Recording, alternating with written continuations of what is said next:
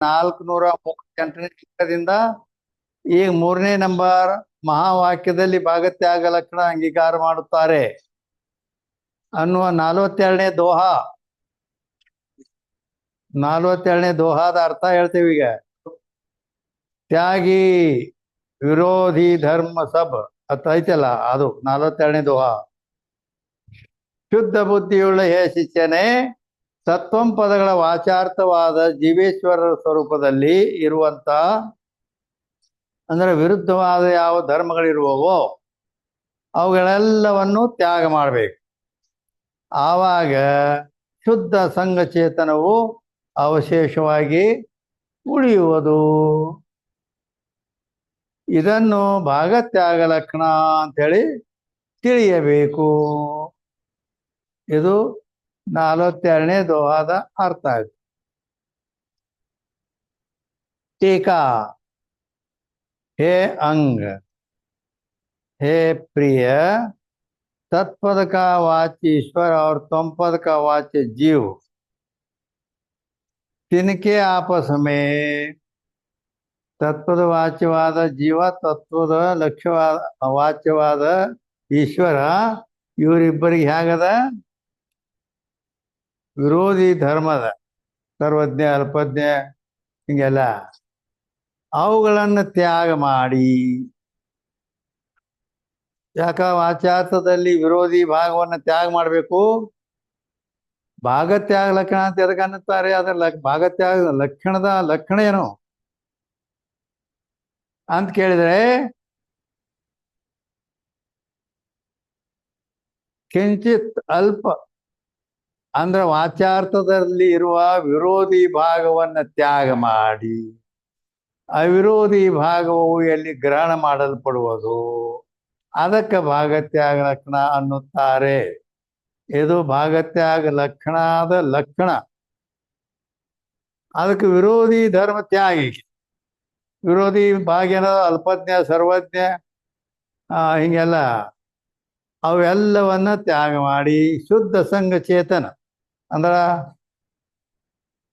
ಆ ಲಕ್ಷಾರ್ಥವಾದ ಚೇತನ್ ಲಕ್ಷಣಾತೆ ಲಖವು, ಅದನ್ನ ಲಕ್ಷಣಾತೆ ಲಖವು ಅಂದ್ರ ಆ ಲಕ್ಷಣದಿಂದ ಗ್ರಹಣ ಮಾಡಬೇಕು. ವಿರೋಧಿ ಭಾಗ ತ್ಯಾಗ ಆಯ್ತು, ಇನ್ನು ಲಕ್ಷಣ ಮತ್ತು ಅವಿರೋಧಿ ಭಾಗ ಐತಲ್ಲ ಇನ್ನೊಂದು, ಅದನ್ನು ಗ್ರಹಣ ಮಾಡಬೇಕು. ಶೇಂಗಾದ ಸೊಟ್ಟಿ ಉಗಿಬೇಕು, ಕಾಳ ಏನು ಅದನ್ನು ಉಗಿಬೇಕು, ಅದನ್ನ ಗ್ರಹಣ ಮಾಡಬೇಕು. ಈ ರೀತಿ ಏ ಭಾಗತ್ಯಾಗ ಲಕ್ಷಣ, ಇದಕ್ಕನೇ ಭಾಗತ್ಯಾಗ ಲಕ್ಷಣ ಅನ್ನುತ್ತಾರೆ. ಯಾ ಸ್ಥಾನವೇ ಸಿದ್ಧಾಂತ. ಇಲ್ಲಿ ಒಂದು ಸಿದ್ಧಾಂತದ, ಏನು ಸಿದ್ಧಾಂತದ ಅಂತ ಕೇಳಿದ್ರೆ, ईश्वर जीव का स्वरूप अनेक प्रकार का अद्वैत ग्रंथ में कहा है. ಈ ಈಶ್ವರ ಅಂದ್ರೆ ಅದಕ್ಕೆ ಅನ್ಬೇಕು, ಜೀವ ಅಂದ್ರೆ ಅದಕ್ಕೆ ಅನ್ಬೇಕು ಅನ್ನುವಲ್ಲಿ ಅನೇಕ ಪ್ರಕಾರದ ಅದ್ವೈತ ಗ್ರಂಥದಲ್ಲಿನ ಅದ್ವೈತಿಗಳೇ ಅದಕ್ಕೆ ಭಿನ್ನ ಭಿನ್ನ ಪ್ರಕ್ರಿಯೆಗಳನ್ನು ಒಡಂಬಟ್ಟಿದ್ದಾರೆ.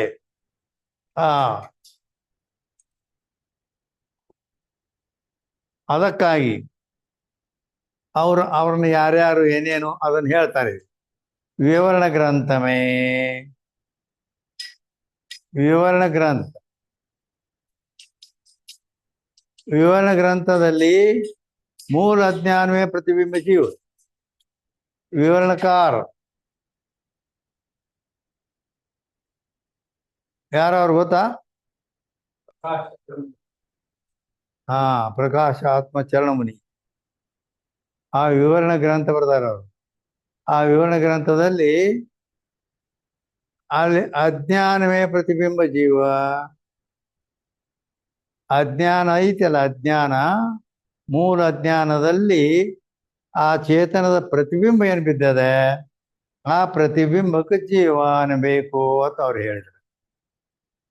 ಇನ್ನ ಈಶ್ವರತೆ ಅದಕ್ಕೆ ಅನ್ಬೇಕು ಅಂತ ಕೇಳಿದ್ರೆ, ಬಿಂಬ, ಪ್ರತಿಬಿಂಬಕ್ಕೆ ಜೀವ ಅಂದ್ರು, ಬಿಂಬಕ ಈಶ್ವರ ಅಂತ ಹೇಳಿದ್ದಾರೆ. ವಿದ್ಯಾರಣ್ಯ ಮತವೇ ಇದು ವಿವರಣಕಾರ ಮತ ಹೇಳಿತು. ಪಂಚದಶೀಕಾರ ವಿದ್ಯಾರಣ್ಯ ಸ್ವಾಮಿಗಳು ಅವರು ಏನ್ ಹೇಳ್ತಾರೆ? ಶುದ್ಧ ಸತ್ವಗುಣ ಸಹಿತ ಮಾಯಾಮೆ ಆಭಾಸ್. ಈಶ್ವರ ಶುದ್ಧ ಸತ್ವಗುಣ ಸಹಿತ ಮಾಯೆಯಲ್ಲಿ ಆ ಚೇತನದ ಪ್ರತಿಬಿಂಬ ರೂಪ ಆಭಾಸ ಏನಿದ್ದಾನ ಅದಕ್ಕ ಈಶ್ವರ ಅನ್ನಬೇಕು ಅಂತ ಹೇಳಿದರು ಅವರು. ಮಲಿನ ಸತ್ವಗುಣ ಸಹಿತ ಜೋ ಅಂತಃಕರಣ ಕಾ ಉಪಾದಾನ ಕಾರಣ ಅವಿದ್ಯಾ ಕಾರಣ. ಇನ್ನ ತೊಂಪದ ಬಗ್ಗೆ ಹೇಳ್ತಾರ, ಮಲಿನ ಸತ್ವಗುಣ ಸಹಿತ ಅಂತಃಕರಣದ ಉಪಾದಾನ ಕಾರಣವಾದ ಅವಿದ್ಯಾ ಅವಿದ್ಯಾ ಅವಿದ್ಯಾ ತಿಳ್ಕಂತಾರೆ. ಅವಿದ್ಯಾ ಅಂತ ಎದಕ್ಕೆ ಅನ್ಬೇಕಂದ್ರ ಬ್ರಹ್ಮ ವಿದ್ಯಾ ಸೇ ಜಾಕ ಬಾಧ್ ಹೋವೆ ಸೋ ಅವಿದ್ಯಾ. ಬ್ರಹ್ಮ ವಿದ್ಯೆಯಿಂದ ಯಾವುದು ಬಾಧಿಸಲ್ಪಡುತ್ತದೆಯೋ ಅದಕ್ಕೆ ಅವಿದ್ಯಾ ಅನ್ನಬೇಕು. ಆ ಅವಿದ್ಯಾ ಅಂತಕ್ಕಂಥದ್ದು ಏನದಿಲ್ಲಿ ಜೀವನಿಗೆ ಉಪಾಧಿಯಾಗಿದೆ. ಆ ಅವಿದ್ಯಾ ಅಂಶದಲ್ಲಿ ಬಿದ್ದಂತ ಚೇತನದ ಪ್ರತಿಬಿಂಬ ರೂಪ ಆಭಾಸ್ ಇವು ಜೀವ ಅಂತ ಹೇಳಿದ್ದಾರೆ. ಯಾರು ಹೇಳಿದ್ದಾರೆ?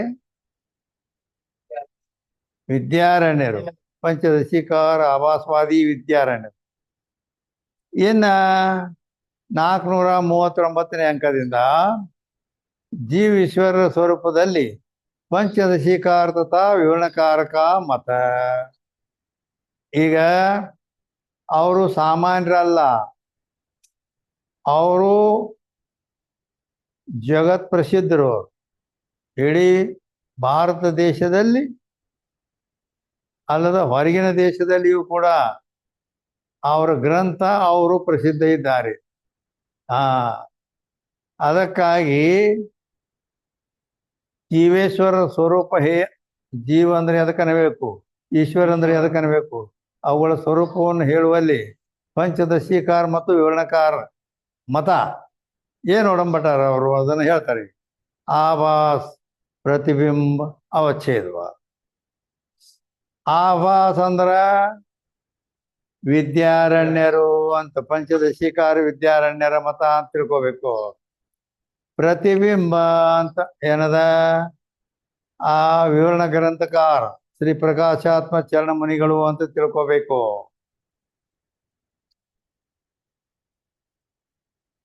ಏನೋ ಪ್ರತಿಬಿಂಬ ಅಂದ್ರ ಪ್ರತಿಬಿಂಬವಾದಿ ಯಾರ? ವಿವರಣ ಗ್ರಂಥಕಾರ ಶ್ರೀ ಶ್ರೀ ಪ್ರಕಾಶಾತ್ಮ ಚರಣ ಮುನಿಗಳು.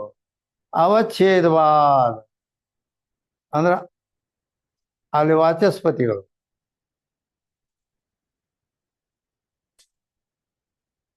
ಅವ್ರು ಭಾಂತಿ ನಿಬಂಧ ಅಂತೇಳಿ ಗ್ರಂಥಕಾರ.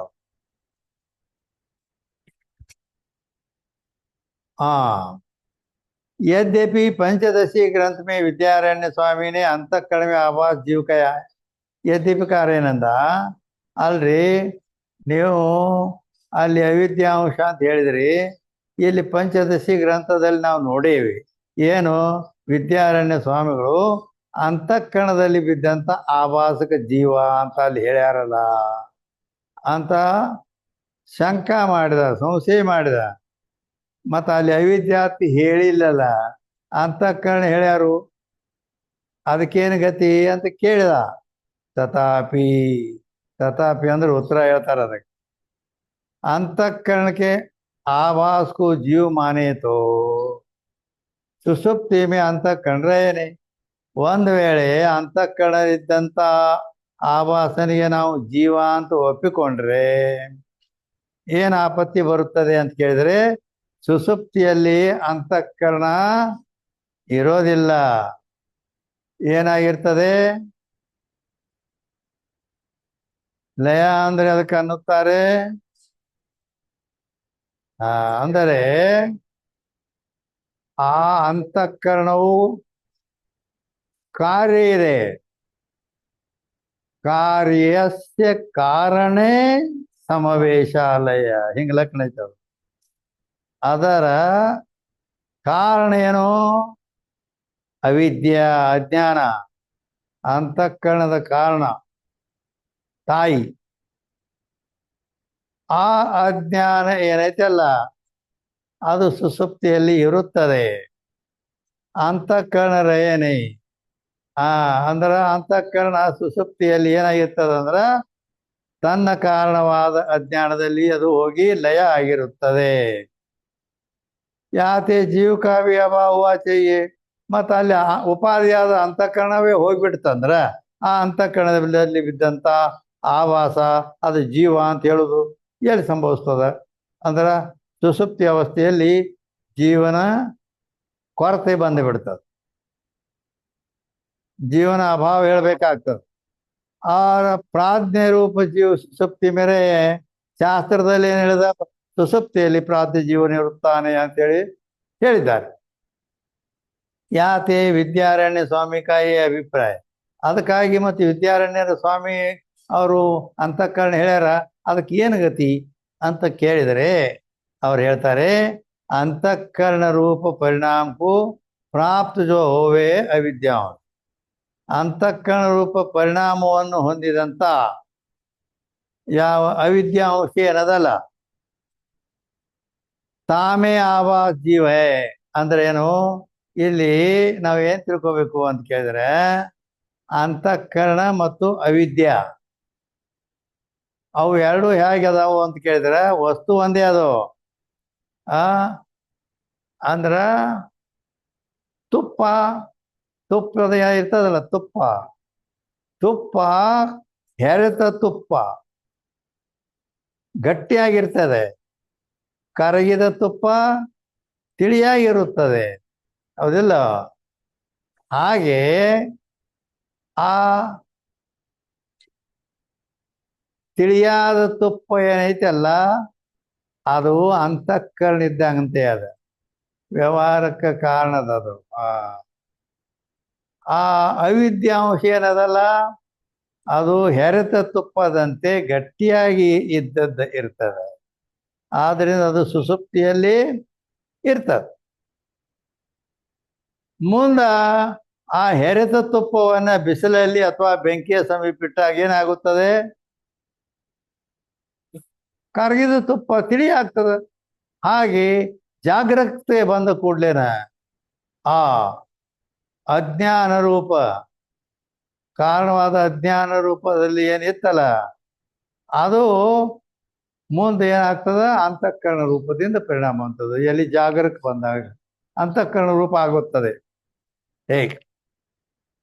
ವಸ್ತು ಒಂದೇ, ತುಪ್ಪ ಅನ್ನೋದು ಒಂದೇ, ಹೆರೆತ ತುಪ್ಪ ಕರಗಿದ ತುಪ್ಪ. ಹೇಗೆ? ತಾಮೇ ಆವಾಸ್ ಜೀವ. ಅದರಲ್ಲಿ ಬಿದ್ದಂತ ಆವಾಸನಿಗೆ ಏನನ್ಬೇಕು? ಜೀವನ ಬೇಕು.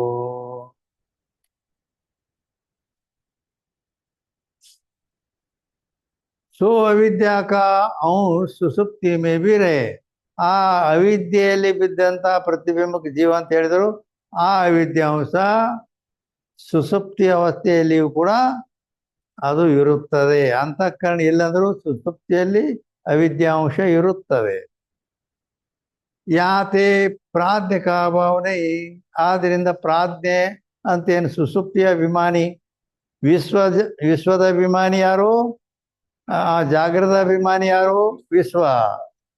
ಸ್ವಪ್ನದ ಅಭಿಮಾನಿ ತೈಜಸ್. ಸುಸುಪ್ತಿಯ ಅಭಿಮಾನಿ ಜೀವ, ಪ್ರಾಜ್ಞ ಅಂತ ಹೀಗೆ ಹೆಸರದಾವ ಅವ್ರಿಗೆ. ಅದಕ್ಕೆ ಆ ಸುಸುಪ್ತಿಯಲ್ಲಿ ಅವಿದ್ಯೆಯಲ್ಲಿ ಬಿದ್ದಂತ ಪ್ರತಿಬಿಂಬ ರೂಪ ಯಾವ ಪ್ರಾಜ್ಞಿಕ ಅಭಾವನೆ. ಆದ್ದರಿಂದ ಸುಸುಪ್ತಿಯಲ್ಲಿಯೂ ಕೂಡ ಜೀವನ ಅಸ್ತಿತ್ವ ಸಿದ್ಧವಾಗುತ್ತದೆ. ಕೇವಲ ಆಭಾಸಿ ಜೀವ ಈಶ್ವರ ನಯ್ಯೆ. ಇಲ್ಲಿ ನಾವು ಆಭಾಸ ತಿಳ್ಕ ಬರೀ ಕೇವಲ ಆಭಾಸಕ್ಕೆ ಜೀವ ಈಶ್ವರ ಅಂತ ಹೀಗ ತಪ್ಪು ತಿಳ್ಕೊಳ್ಳಿಕ್ಕೆ ಹೋಗ್ಬಾರ್ದು. ಹೇಳುವಾಗ ನಾವು ಹೇಳಿರ್ತೇವೆ. ಅದರ ತಾತ್ಪರ್ಯ ಏನು ಅಂತ ಕೇಳಿದರೆ ಅದರ ಮೇಲೆ ಟಿಪ್ಪಣಿ ಕೊಟ್ಟಾರ. ಅದಕ್ಕೆ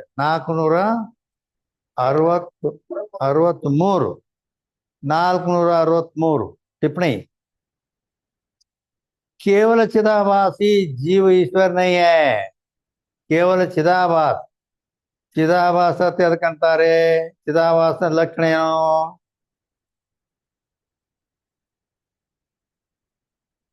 ಚಿದಾಭಾಸದ ಲಕ್ಷಣ ಏನು ಅಂತ ಕೇಳಿದರೆ ಚೇತನ ಲಕ್ಷಣ ರಹಿತತ್ವೇ ಸತಿ ಚೇತನವತ್ ಭಾಸಯಿತಿ ಚಿದಾಭಾಸ. ಚಿದಾಭಾಸದ ಲಕ್ಷಣ ಏನು?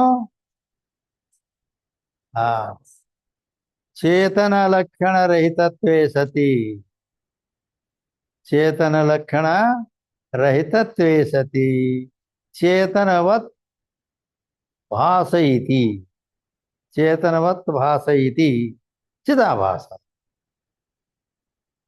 ಹೀಗಂದ್ರೇನು? ಲಕ್ಷಣ ಹೇಳಿದ್ವಿ. ಚೇತನ ಲಕ್ಷಣ ರಹಿತತ್ವೇ ಸತಿ ಚೇತನವತ್ ಭಾಸಯಿತಿ ಚಿದಾಭಾಸ ಅಂತ ಲಕ್ಷಣ ಹೇಳಿದೀವಿ ನಾವು. ಚಿದಾಭಾಸನ ಲಕ್ಷಣ ಹಾಗಂದ್ರೆ ಏನ್ ತಿಳಿತೇನೋ ಅಂತ. ಯಾಕಂದ್ರೆ ಶಾಸ್ತ್ರ ಹೌದು, ಹೇಳಿದ್ದು ಕರೆ, ಕೇಳಿದ್ದು ಕರೆ. ಹಾಗಂದ್ರೇನು ಅದು ತಿಳಿಬೇಕಲ್ಲ. ತಾತ್ಪರ್ಯ ಜ್ಞಾನ ಬೇಕಲ್ಲ. ಹೌದಲ್ಲ, ಲಕ್ಷಣ ಹೇಳಬಹುದು ಕೇಳಬಹುದಾಯ್ತು, ಅದರ ಅರ್ಥ ಏನು? ಅದರ ಅರ್ಥ ಏನಂದ್ರೆ ಒಬ್ಬೊಬ್ರಿಗೆ ಇಂಗ್ಲಿಷ್ ಓದ್ಲಾಕ್ ಬರ್ತದ, ಓದ್ತಾರೆ, ಬರ್ತದ ಓದ್ತಾರೆ, ಅದರ meaning I don't know, meaning ಗೊತ್ತಿಲ್ಲ ಅಂತ ಹೇಳ್ತಾನೆ. ಹೌದಲ್ಲ? ಆಗ ಲಕ್ಷಣಗಳು ಗೊತ್ತಾದವು. ಯಾಕ ಅದನ್ನು ನಾವು ಹೇಳಿವಿ, ಅದನ್ನು ಕೇಳಿ ಬರ್ಕೊಂಡ್ರಿ, ಅದನ್ನ ಎಲ್ಲ ಪಾಠ ಮಾಡಿ ಕೇಳಿದ್ರೆ ಅದು. ಹಾಗಂದ್ರೆ ಏನಪ್ಪ ಆ ಲಕ್ಷಣದ ಅರ್ಥ ಏನು ಅಂತ ಕೇಳಿದ್ರೆ ಗೊತ್ತೇ ಇದೆ. ಹೌದಿಲ್ಲ? ಮತ್ತು ಅದನ್ನು ಪೂರ್ಣ ತಿಳಿದಂಗೆ ಏನು ಅಲ್ಲ. ಯಾವುದೇ ಶಬ್ದವನ್ನು ಪೂರ್ಣವಾಗಿ ಅದನ್ನ ಅದು ಹೇಳಿದ್ದೂ ಅದನ್ನ ಅದರ ನೆನಪಿರಬೇಕು, ಅಥವಾ ಹೇಳಲಿಕ್ಕೆ ಬರಬೇಕು, ಮತ್ತು ಅದರ ಅರ್ಥನೂ ಗೊತ್ತಿರಬೇಕು. ಅಂದ್ರೆ ಪೂರ್ವ ತಿಳ್ಕೊಂಡಾನು ಅಂತ ಅರ್ಥ. ಬರೀ ಗಿಳಿ ಪಾಠ ಆಗತ್ತೆ ಇಲ್ಲಿಕಂದ್ರೆ ಅರ್ಥ ಗೊತ್ತಿಲ್ಲ ಅಂದ್ರೆ. ಗಿಳಿ ಮಾತಾಡ್ತದ, ಏನ್ ಮಾತಾಡ್ತದ ಅದಕ್ಕೆ ಗೊತ್ತಿಲ್ಲ. ಹೌದಿಲ್ಲ? ಅದಕ್ಕಾಗಿ ಚೇತನ ಲಕ್ಷಣ ರಹಿತತ್ವೇ ಸತಿ ಚೇತನ ವಾಸಯಿತಿ ಚಿದಾಭಾಸ ಅಂತ ಹೇಳಿದ್ರು. ಹೌದಾ? ಹೀಗಂದ್ರೇನು? ಹೀಗಂದ್ರೇನು? ಚೇತನ ಲಕ್ಷಣ ರಹಿತತ್ವೇ ಸತಿ ಅಂದ್ರ ಯಾವುದರಲ್ಲಿ ಚೇತನದ ಲಕ್ಷಣವಿಲ್ಲ, ಚೇತನ ಲಕ್ಷಣದಿಂದ ರಹಿತವಾಗಿರಬೇಕದು. ಚೇತನ ಲಕ್ಷಣ ರಹಿತತ್ವೇ ಸತಿ ಅಂದ್ರ ಚೈತನ್ಯ ಲಕ್ಷಣ ಅದರಲ್ಲಿ ಇರಬಾರದು.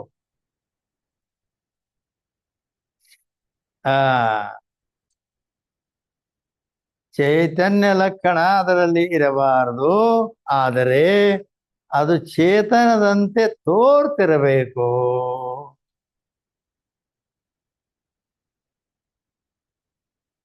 ಚೈತನ್ಯ ಲಕ್ಷಣದಿಂದ ರಹಿತನಾಗಿರ್ಬೇಕಂದ್ರೆ ಚೈತನ್ಯದ ಲಕ್ಷಣ ಅದರಲ್ಲಿ ಇಲ್ಲ, ಚೈತನ್ಯದಂತೆ ಮಾತ್ರ ತೋರುತ್ತದೆ. ಹೀಗೆ ಯಾವುದಿದೆಯೋ ಅದಕ್ಕೆ ಚಿದಾಭಾಸ ಅನ್ನುತ್ತಾರೆ. ಇದು ಚಿದಾಭಾಸನ ಲಕ್ಷಣ ಆಯ್ತು, ಅದರ ಅರ್ಥ ಆಯ್ತು.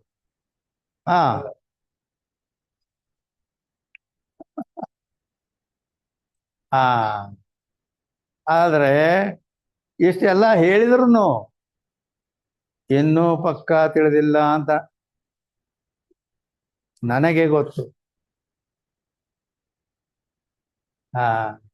ಯಾಕಂದ್ರೆ ನಿಮ್ ಮುಖ ನೋಡಿದ್ಕೊಳ್ಳಿ ನನಗೆ ಗೊತ್ತಾಗ್ತದೆ ಏನಿದೆ ಒಳಗೆ.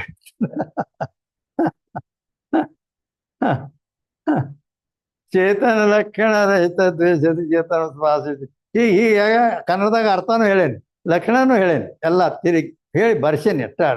ಹೌದಿಲ್ಲ? ಇನ್ನಾರ ಹೇಳ್ರಿ ಅಂತಂದ್ರೆ ಬರುವುದಿಲ್ಲ. ಯಾಕ ಪ್ರಕ್ರಿಯೆ ಗ್ರಂಥಗಳ ಇದೇ ಒಂದು ವಿಶೇಷತೆ ಅದ. ಮಸಾಲ ಈ ರೀತಿ ತುಂಬಿರ್ತದ ಅದ್ರಾಗ. ಅದಕ್ಕೆ ಇವು ಲಕ್ಷಣ ಪ್ರಮಾಣಗಳೇ ಮಸಾಲ ಇದ್ರಾಗ. ಚನಾ ಮಸಾಲ ಅಂದ್ರ ಚನಾ ಅಂದ್ರೆ ಕಡಲೆ ಕಾಳುಗಳನ್ನ ಮಸಾಲೆ ಹಾಕಿ ಸಬ್ಜಿ ಮಾಡಿರುತ್ತಾರೆ, ಚನಾ ಮಸಾಲ. ಹೇ ಹಾ ಅಂದರೆ ಚೈತನ್ಯ ಲಕ್ಷಣದಿಂದ ರಹಿತನಾಗಿರ್ಬೇಕು, ಚೈತನ್ಯದಂತೆ ತೋರ್ತಿರ್ಬೇಕು, ಅದಕ್ಕೆ ಚಿದಾಭಾಸ ಅನ್ಬೇಕು. ಹೌದಾ? ಈಗ ಚೈತನ್ಯ ಲಕ್ಷಣದಿಂದ ಈ ಚಿದಾಭಾಸನು ಚೈತನ್ಯ ಲಕ್ಷಣದಿಂದ ರಹಿತನಾಗಿದ್ದಾನೆ. ಏನದು ಗೊತ್ತಾ? ಚೈತನ್ಯ ಲಕ್ಷಣದಿಂದ ರಹಿತನಾಗಿದ್ದಾನೆ, ಚೈತನ್ಯದಂತೆ ತೋರುತ್ತಾನೆ, ಅವನಿಗೆ ಚಿದಾಭಾಸ ಅಂದಿದ್ದೇವೆ. ಆ ನಿಮ್ಮ ಬುದ್ಧಿ ಜನ ಓಡಿಸಾಡಿ ನೋಡ್ತೀರಾ, ಬುದ್ಧಿ ಕೆಲಸ ಕೊಡೋದಿಲ್ಲ, ಬುದ್ಧಿ ನಡೆಯುವಲ್ಲ ಇಲ್ಲಿ. ಹೌದಿಲ್ಲ? ಆ ಅಂದ್ರೆ ಅರ್ಥ ಇಷ್ಟೇ, ಇದಕ್ಕೆ ಉತ್ತರ ಸಿಗಬೇಕಾದ್ರ ಅದಕ್ಕೆ ಲಕ್ಷಣಗಳನ್ನು ಎಲ್ಲ ನಿಮಗೆ ಗೊತ್ತಿರ್ಬೇಕು. ಆ ಈಗ ಈ ಚಿದಾಭಾಸನ ಲಕ್ಷಣ ನಾವು ಮಾಡೀವಿ, ಅದನ್ನ ಹಾಗಂದ್ರೆ ಏನು ಅಂತ ಕೇಳಿದ್ರೆ ಅದ್ರ ಉತ್ತರ ಸಿಗವಲ್ದು. ಅದಕ್ಕೆ ಅದ್ರ ಉತ್ತರ ಸಿಗ್ಬೇಕಾದ್ರೆ ನಿಮಗೇನು ಏನು ಗೊತ್ತಿರ್ಬೇಕು? ಆ ಚೇತನ ಲಕ್ಷಣ ರಹಿತತ್ವೇ ಸತ್ಯ ಅಂತ ಅಂದಿವಲ್ಲ, ಚೇತನದ ಲಕ್ಷಣವೂ ಕೂಡ ನಿಮಗೆ ಗೊತ್ತಿರ್ಬೇಕು, ಆವಾಗ ಉತ್ತರ ಸಿಗುತ್ತದೆ. ಹಾ ಒಂದಕ್ಕೊಂದು ತಳಕಿರುತ್ತವೆ ಅವು, ತಿಳಿತಾ? ಅದಕ್ಕೆ ಶಾಸ್ತ್ರ ಬಲ್ಲವರಲ್ಲಿ ಕೇಳಿರ್ಬೇಕು, ಅದು ಬಹಳ ದಿನ ಕೇಳಿರ್ಬೇಕು. ಹಾ ಅಂದ್ರ ಅದು ಬರೋಬ್ಬರಿ. ಯಾಕ ಹಿಂಗೆಲ್ಲ ತಿಳಿಸಿ ಹೇಳ್ತಾರೆ. ಈಗ ಅಷ್ಟೇ ನಾನು ಲಕ್ಷಣ ಹೇಳಿ ಬೇಡ ಹೋಗಿಬಿಡ್ಬೋದಾಗಿತ್ತು, ಹೌದಲ್ಲ? ಆದ್ರೆ ನಿಮ್ಗೆ ಅಷ್ಟು ಅಜ್ಞಾತ ಉಳಿದು ಬಿಡ್ತದೆ. ಹಾ ಅದು ಅಜ್ಞಾತ ಉಳಿಯೋದು ಹೇಳೋದು ಪ್ರಯೋಜನ ಇಲ್ಲ. ಯಾಕಂದ್ರೆ ನಿಮ್ಮಲ್ಲಿ ಸಂಶಯ ಉಳ್ಕೋತು, ಅದು ಉಳಿಯೋದಕ್ಕ ಬಿಡೋದಕ್ಕ ನನಗೇನು ಅಂತ ಹೇಳ್ಕ ಹಿಂಗೆ ಹೋಗೋದು. ಅದು ಕಾಲೇಜ್ ಲೆಕ್ಚರರ ಕೆಲಸದಲ್ಲಿ ಇಲ್ಲಿ ಇದು ಸ್ವಾಧ್ಯಾಯ ಅದ. ಸ್ವಾಧ್ಯಾಯ ಪ್ರವಚನಾಭ್ಯಾಂ ನ ಪ್ರಮದಿತವ್ಯಂ ಅಂತ ಹೇಳುವವರಿಗೂ ಕೂಡ ಇಲ್ಲಿ ವಾರ್ನಿಂಗ್ ಅದ. ಸ್ವಾಧ್ಯಾಯ ಪ್ರವಚನ ಏನು ಮಾಡ್ತೀರಿ ನೀವು? ಸ್ವಾಧ್ಯಾಯ ಅಂದ್ರೆ ಈಗ ಬಲ್ಲಂತವ್ರು ಗ್ರಂಥ ತಗೊಂಡು ಮುಂದೆ ಕೂತಿರ್ತಾರೆ, ಆವಾಗ ಪ್ರತಿಯೊಂದು ಅಕ್ಷರ ಬಿಡಲಾರದೆ ಅದರ ಅರ್ಥ ಹೇಳಿ ಅವರಿಗೆ ತಿಳಿಸ್ಕೊಡ್ಬೇಕದನ್ನು. ಇದಕ್ಕೆ ಸ್ವಾಧ್ಯಾಯವನ್ನುತ್ತಾರೆ. ಪ್ರವಚನ ಅಂದ್ರೆ ಏನಿಲ್ಲ, ನಿನಗೇನು ಬಾಯಿಗೆ ಬರ್ತದೆ ಅದನ್ನು ಹೇಳ್ಕೊತ ಹೋಗ್ಬಿಡು. ಹೀಗದ. ಹಾ ಆದ್ದರಿಂದ ಇಲ್ಲಿ ಅದಕ್ಕೆ ನಾವು ನ ಪ್ರಮದಿತವ್ಯ ಅಂದ್ರೆ ಪ್ರಮಾದ ಮಾಡಕೂಡದು, ಅದನ್ನು ಸರಿಯಾಗಿ ಅವರಿಗೆ ತಿಳಿಸ್ಕೊಡ್ಬೇಕು. ವಿದ್ಯಾ ಕೊಡ್ಬೇಕು ಅಂದ್ರೆ ಪೂರ್ಣ ಕೊಡಬೇಕು ಅಂತೇಳಿ ಹೇಳುವವರಿಗೂ ಕೂಡ ವಾರ್ನಿಂಗ್ ಅದೇ, ತಿಳಿತಾ? ಹಾ ಯಾಕಂದ್ರ ಅದು ನಾವು ಹೇಳ್ದಂಗೆ ಆಗಿರ್ಬೇಕು, ನಿಮಗೆ ತಿಳಿದಂಗೆ ಆಗಿರ್ಬೇಕು. ಹಿಂಗೆ ಹೇಳಿದ್ರೆ ಅರ್ಥ ಏನು, ಪ್ರಯೋಜನ ಏನಾದ್ರದ್ದು? ಆ ಹೇಳಿದ್ದಕ್ಕೂ ಕೇಳಿದ್ದಕ್ಕೂ ಒಂದು ಪ್ರಯೋಜನ ಆಗ್ಬೇಕು, ತಿಳಿಬೇಕ. ಅದಕ್ಕಾಗಿ ಇಲ್ಲಿ ಏನ್ ಹೇಳಿದೆ ನಾನು ಅಂತಂದ್ರ, ಚಿದಾಭಾಸನ ಲಕ್ಷಣ ಮಾಡ್ದೇವಿ, ಚೇತನ ಲಕ್ಷಣ ರಹಿತತ್ವೇ ಸತಿ ಚೇತನವತ್ವಾಸಿ ಇತಿ ಚಿದಾಭಾಸದ ಲಕ್ಷಣ ಆಯ್ತು.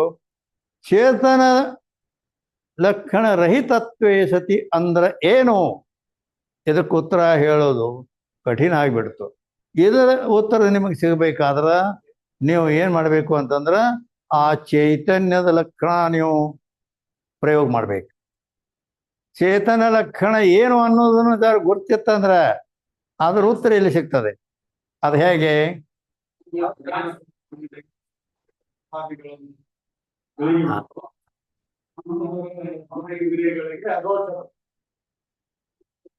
ಆಯ್ತು, ಇಟ್ಟೆಲ್ಲ ಹೇಳಿದ್ರಿ, ಮತ್ ಏನಾಯ್ತು ಇಲ್ಲಿ? ಇದಕ್ಕೆ ಉತ್ತರ ಏನೈತಿ ಹೇಳೋಣ. ಅದನ್ನು ಲಕ್ಷಣನೇ ಮಾಡಿರಿ ನೀವು, ಹೌದಿಲ್ಲ? ಲಕ್ಷಣ ಈಗ ನಾವು ಈಗ 4 ವರ್ಷ ಹಿಡ್ದ ಕೇಳ್ತೀರಿ ನಮ್ಮ ಮತ್ತರ ಶಾಸ್ತ್ರ. ಲಕ್ಷಣಗಳು ಪಾಠದಾವು, ಆದ್ರ ಅದರ ಅರ್ಥ ಏನು, ಅದನ್ನು ಹೊಂದಾಣಿಕೆ ಎಲ್ಲಿ ಮಾಡಬೇಕು ಇದು ಬರ್ಬೇಕಲ್ಲ. ಅಡಿಗೆ ಮಾಡಲ್ಲಿ ಏನೇನು ಬೇಕನ್ನೋದು ಏನೋ ಗೊತ್ತಾಗ್ಬೋದು, ಖರೆ ಯಾವ್ದು ಮೊದಲು ಹಾಕ್ಬೇಕು, ಯಾವ್ದು ಹಿಂದಿಗಡೆ ಏನೇನು ಅದು ಗೊತ್ತಬೇಕಲ್ಲ. ಹೌದಿಲ್ಲ? ಕ್ರಮ ಅಂದ್ರೆ ಅರ್ಥ ಇಲ್ಲಿ ಚೇತನ ಲಕ್ಷಣ ಏನು ಅಂತ ಹೇಳಿದಾಗ ಯಾವುದು ಜ್ಞಾನ ಸ್ವರೂಪವಾಗಿರುವುದು. जो ज्ञान स्वरूप है घटादि सर्व प्रपंच को जानता है, मन इंद्रिय आदि किसी करे भी जानी सकते नहीं, सो चेतन है. ಇದು ಹಿಂದಿಯೊಳಗೆ ಅದರ ಲಕ್ಷಣ ಆಯ್ತು. ಅಂದ್ರೆ ಯಾವುದು ಜ್ಞಾನ ಸ್ವರೂಪವಾಗಿದೆಯೋ, ಕನ್ನಡದಲ್ಲಿ ಯಾವುದು ಜ್ಞಾನ ಸ್ವರೂಪವಾಗಿದೆಯೋ, ಆ ಘಟಾದಿ ಸರ್ವ ಪ್ರಪಂಚವನ್ನು ತಿಳಿಯುತ್ತದೆಯೋ, ತಾನು ಮಾತ್ರ ಯಾವುದರಿಂದಲೂ ತಿಳಿಸಿಕೊಳ್ಳುವುದಿಲ್ಲವೋ ಅದಕ್ಕೆ ಚೇತನ ಅನ್ನಬೇಕು. ಇದರ ಲಕ್ಷಣ ಆಯ್ತು. ಅದರ ಲಕ್ಷಣನೂ ನಾ ಹೇಳಿದೆ. ಈಗರ ನಿಮಗೆ ಅದರದ ಪಕ್ಕಡ ನಿಮ್ಮ ಬುದ್ಧಿಗೆ ಅದು ಸಿಗುತ್ತದೆಯಾ?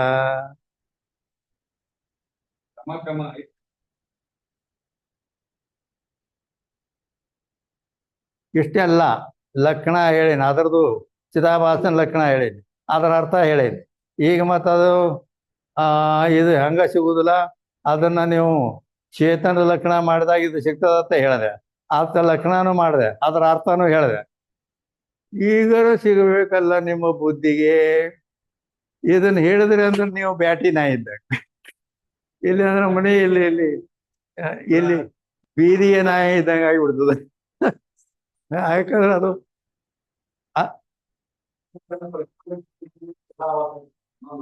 ಹಾ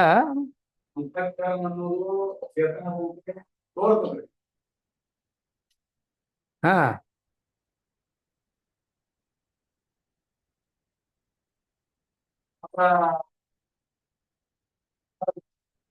ಪಾಡ್ಯನೇ ತಪ್ಪಿಲ್ಲಿ ಹೇಳ್ತಾ. ಯಾಕತ ಅಂದ್ರ ಅದನ್ನ ಲಕ್ಷಣ ಮೊದಲು ಏನ ಮಾಡಿದಿ, ಅಂತಃಕರಣ ಪ್ರತಿಫಲಿತ ಚೈತನ್ಯ ಚಿದಾಭಾಸ. ಹೌದಾ? ಇದು ಲಕ್ಷಣ ಬರೋಬರಿ ಐತಿ, ಆದ್ರೆ ಅದರ ಅರ್ಥ ಮಾಡಿದ್ದು ತಪ್ಪು. ಏನಂತ ಮಾಡಿದಪ್ಪ ಅಂತ ಕೇಳಿದ್ರೆ, ಆ ಅಂತಃಕರಣ ತಿಳಿತದ. ಹೌದಾ? ನೀ ಹೇಳಿದ್ದಿದ ಅದಲ್ಲ, ಆ ಅಂತಃಕರಣ ಏನ್ ತಿಳಿತದ, ತಲೆ ತಿಳಿತದ, ಅದು ಜಡ ಅದ. ಆ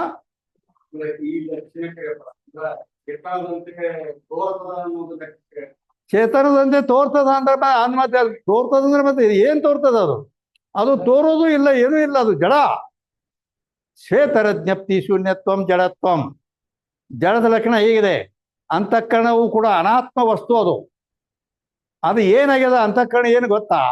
ಅದು ಹೇಗೆ ಹುಟ್ಟಿದೆ ಇದೇ ಗೊತ್ತಾ? ಅಂತಃಕರಣ ಎದಕ್ಕೆ ಅನ್ನುತ್ತಾರೆ? ಅದು ಹುಟ್ಟಿತು ಹೇಗೆ?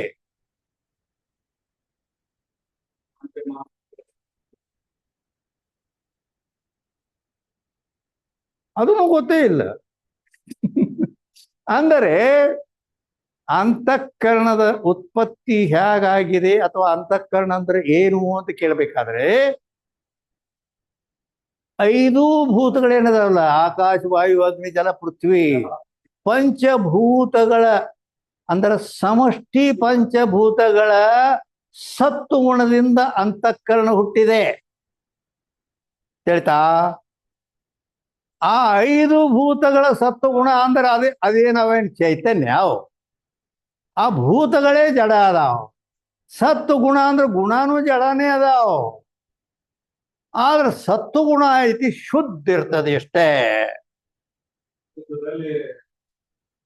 ಹಾ ಅಂದ್ರ ಕಲ್ಲು ಹೇಗ ಶುದ್ಧ ಇತ್ತಂದ್ರ ಶೈನಿಂಗ್ ಇದ್ದು ಅದರಲ್ಲಿ ಪ್ರತಿಬಿಂಬ, ಮನುಷ್ಯನ ಪ್ರತಿಬಿಂಬ ತೋರ್ಬಹುದು. ಆದ್ರ ಇದು ಯಾರು ಮನುಷ್ಯರೋ ಏನ ನಾಯಿ ಬಂದದೋ ತಿಳಿತದ ಅದು ಕಲ್ಲ? ಇಲ್ಲ. ತಿಳಿಯೋರೇ ಬೇರೆ, ಆ ತಿಳಿಯೋರಿಗೆ ಉಪಾಯದಿಯಾದ ಅಂತಃಕರಣವೇ ಬೇರೆ. ಆದ್ದರಿಂದ ಇಲ್ಲಿ ಏನಪ್ಪಾ ಅಂತಂದ್ರ, ಚಿದಾಭಾಸ ಏನಿದ್ದಾನಲ್ಲ, ಚಿದಾಭಾಸ ಅವನ ಲಕ್ಷಣ ಮಾಡ್ಲಾಕತ್ತೇವ್ ನಾವು. ಅಂದರೆ ಅಂತಃಕರಣ ಹಿಡ್ಕೊಳ್ಳೋ ಜರೂರತೆ ಇಲ್ಲ ಇಲ್ಲಿ. ಅದೇ ಹಂಗ ಈಗ ನೋಡು, ಈಗ ಎಲ್ಲಿ ಏನದ ಚೈತನ್ಯದ ಲಕ್ಷಣದಲ್ಲಿ ಹೇಳಿ ಅದನ್ನು ಸಿಗ್ತದ ಅಂತ ಹೇಳಿದ್ದೆ. ಚೇತನ ಲಕ್ಷಣ ಏನು ಅಂತ ಕೇಳಿದರೆ ಯಾವುದು ಜ್ಞಾನ ಸ್ವರೂಪವಾಗಿರುವುದೋ, ಘಟಾದಿ ಸರ್ವ ಪ್ರಪಂಚವನ್ನು ತಿಳಿಯುತ್ತದೆಯೋ ತಾನು ಮಾತ್ರ ಯಾವುದರಿಂದಲೂ ತಿಳಿಸಿಕೊಳ್ಳುವುದಿಲ್ಲವೋ ಇದು ಚೈತನ್ಯ. ಬರೋಬರಿ. ಮತ್ತೆ ಈತ ಹೇಳಿದ್ರಲ್ಲಿ ಇದಕ್ಕೆ ಜೋಡಿಸಿ ತಿಳಿಕೊಳ್ಳುವುದು ಅದು ನಿಮಗೆ ಬರುವಲ್ದು. ಏನು ಬರುವಲ್ದು ಅಂತ ಕೇಳಿದರೆ ಆ ಚಿದಾಭಾಸ ಏನಿದ್ದಾನಲ್ಲ, ಚಿದಾಭಾಸನು ಅವನಿಗೂ ಜ್ಞಾನ ಇದೆ. ಯಾಕ ಚೇತನವತ್ ಭಾಸೈತಿ ಅಂದ್ರ ಚೇತನದಂತೆ ತೋರ್ತಾನಂತ ಹೇಳಿದ್ರಿಂದ ಘಟಾದಿ ಸರ್ವ ಪ್ರಪಂಚವನ್ನು ತಿಳಿಯೋದು ಚಿದಾಭಾಸನೆ. ಚೇತನವತ್ ಭಾಸೈತಿ ಅಂದ್ರೆ ಚೈತನ್ಯ ಹೇಗೆ ತಿಳಿಯುತ್ತದೆಯೋ ಚಿದಾಭಾಸನು ಕೂಡ ತಿಳಿಯುತ್ತಾನೆ. ಇದು ಚೇತನವತ್ ಭಾಸೈತಿ. ಆದ್ರೆ ಚೇತನ ಲಕ್ಷಣ ರಹಿತತ್ವೇ ಸತಿ ಅನ್ನುವಲ್ಲಿ ಏನು ಅಲ್ಲಿ ಅರ್ಥ ಮಾಡಬೇಕು ಅಂತ ಕೇಳಿದ್ರೆ, ಆ ಚಿದಾಭಾಸನು ಘಟಾಪಟ ಇದ್ದ ಜಗತ್ತಿನ ಪದಾರ್ಥಗಳನ್ನೆಲ್ಲ ಕೂಡ ತಿಳಿಯುತ್ತಾನೆ. ಆದರೆ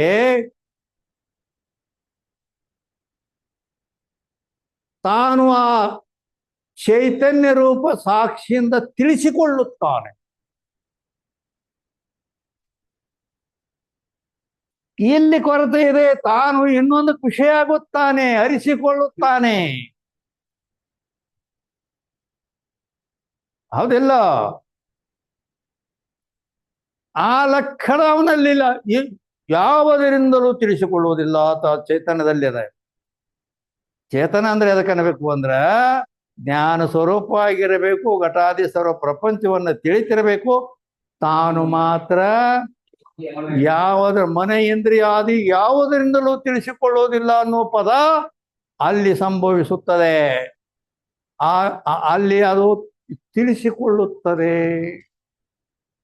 ಯಾಕ ಚೈತನ್ಯ ರೂಪ ಸಾಕ್ಷಿಗೆ ಅವ ವಿಷಯ ಆಗುತ್ತಾನೆ. ಯಾಕ ಅವನಿಗೂ ಸಾಕ್ಷಿ ಪ್ರಧಾನ. ಸಾಕ್ಷಿ ಅಂದ್ರ ಅವನನ್ನು ತಿಳಿಯತಕ್ಕಂಥವನು. ತಿಳಿತಾ? ಆದ್ರ ಚೈತನ್ಯ ಮಾತ್ರ ಯಾವುದರಿಂದಲೂ ತಿಳಿಸಿಕೊಳ್ಳುವುದಿಲ್ಲ ಅನ್ನುವ ಕೊರತೆ ಅದರಲ್ಲಿ.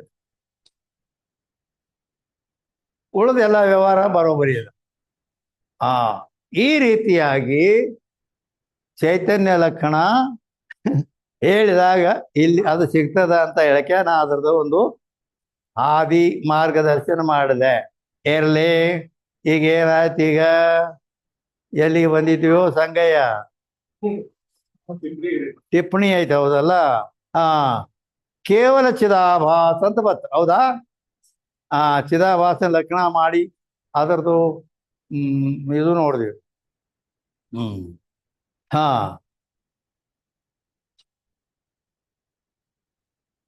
ಚಿದಾಭಾಸಿ ಜೀವ ಈಶ್ವರನಯ್ಯ. ಇಲ್ಲಿ ಏನ್ ಟಿಪ್ಪಣಿಯಲ್ಲಿ ಹೇಳ್ತಾರೆ, ಅಲ್ಲಿ ಆಭಾಸ ಅವು ಅಂತ ಹೇಳ್ಕೊತ ಬಂದಿವಲ್ಲ. ಅಂದ್ರ ಅರ್ಥ ಅವಿದ್ಯೆಯಲ್ಲಿ ಬಿದ್ದ ಆಭಾಸ, ಮಾಯೆಯಲ್ಲಿ ಬಿದ್ದ ಆಭಾಸ. ಮಾಯೆಯಲ್ಲಿ ಬಿದ್ದ ಆಭಾಸಕ್ಕ ಈಶ್ವರ ಅನ್ಬೇಕು, ಅವಿದ್ಯೆಯಲ್ಲಿ ಬಿದ್ದ ಆಭಾಸಕ್ಕ ಜೀವ ಅನ್ಬೇಕು ಅಂತೇಳಿ ಈ ವಿದ್ಯಾರಣ್ಯರು ಹೇಳಿದ್ದಾರೆ. ಹೌದಲ್ಲ? ಏನೋ ಹೇಳಿರ್ಬೇಕಂತೀರೋ. ಅದಕ್ಕಾಗಿ ಅಲ್ಲಿ ಕೇವಲ ಚಿದಾಭಾಸವೇ ಜೀವ ಈಶ್ವರ ಅಲ್ಲ. काहते अपने तादात्म्य संबंध करी अधिष्ठान से अभिन्न हो के जो प्रतीत होवे सो आरोपित कहिए. ಏನಪ್ಪ ಅಂತ ಶಾಸ್ತ್ರ ಪ್ರಕ್ರಿಯೆ ಗ್ರಂಥ ಅದಕ್ಕೆ ಅಂದಾರ ಇದಕ್ಕೆ. ಪ್ರಕ್ರಿಯೆ ಗ್ರಂಥ ಪ್ರಕ್ರಿಯೆಗಳನ್ನು ಚೆನ್ನಾಗಿ ಬಲ್ಲವನಿಂದನೇ ಅದರ ರಸ ಹೊರಡುತ್ತದೆ. ಇಲ್ಲಂದ್ರೆ ಹಲ್ಲಿಲ್ಲದವನಿಗೆ ಕಬ್ಬು ಕೊಟ್ಟಂತೆ ಆಗುತ್ತದೆ. ಅವನು ಹೊಸಡಿ ಬಾಯಲ್ಲಿ ಹಲ್ಲ ಇಲ್ಲ, ಕಬ್ಬು ತಿನ್ನಂದ್ರೆ ಹೆಂಗ್ ತಿಂತಾನೆ?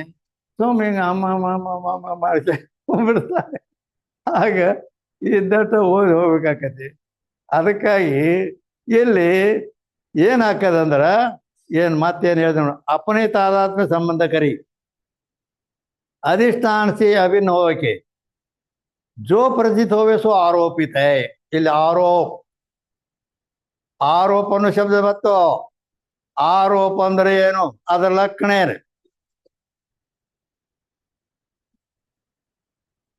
ಅಂದರೆ ಆರೋಪ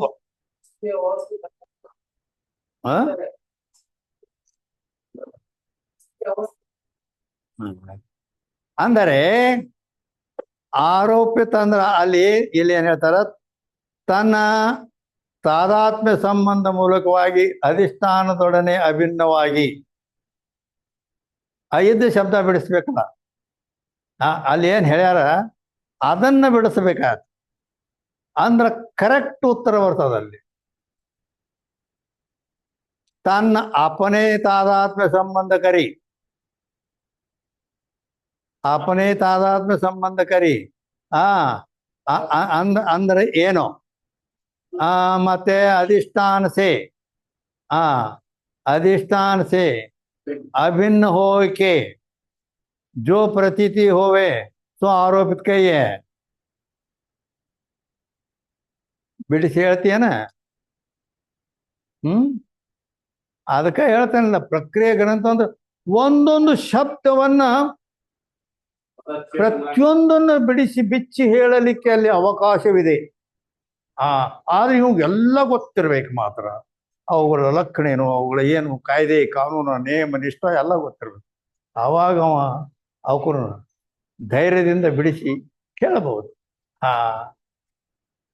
ಅದಕ್ಕ ಇಲ್ಲಿ ಇಲ್ಲಿ ಲಕ್ಷಣ ನಾ ಹೇಳಿದ್ದನ್ನು ಹೇಳಿದ್ವಿ.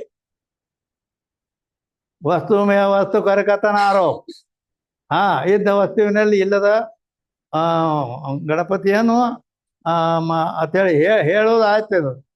ಆದ್ರೆ ಇಲ್ಲಿ ಹೇಳಿದ್ದನ್ನು ಗ್ರಂಥ ಹಿಡ್ಕೊಂಡು ಕೂತಾರಲ್ಲಿ, ಅದ್ರಾಗ ಏನ್ ಶಬ್ದ ಐತೆ ಅದನ್ನ ಬಿಡಿಸು. ಹೌದು ಇಲ್ಲ?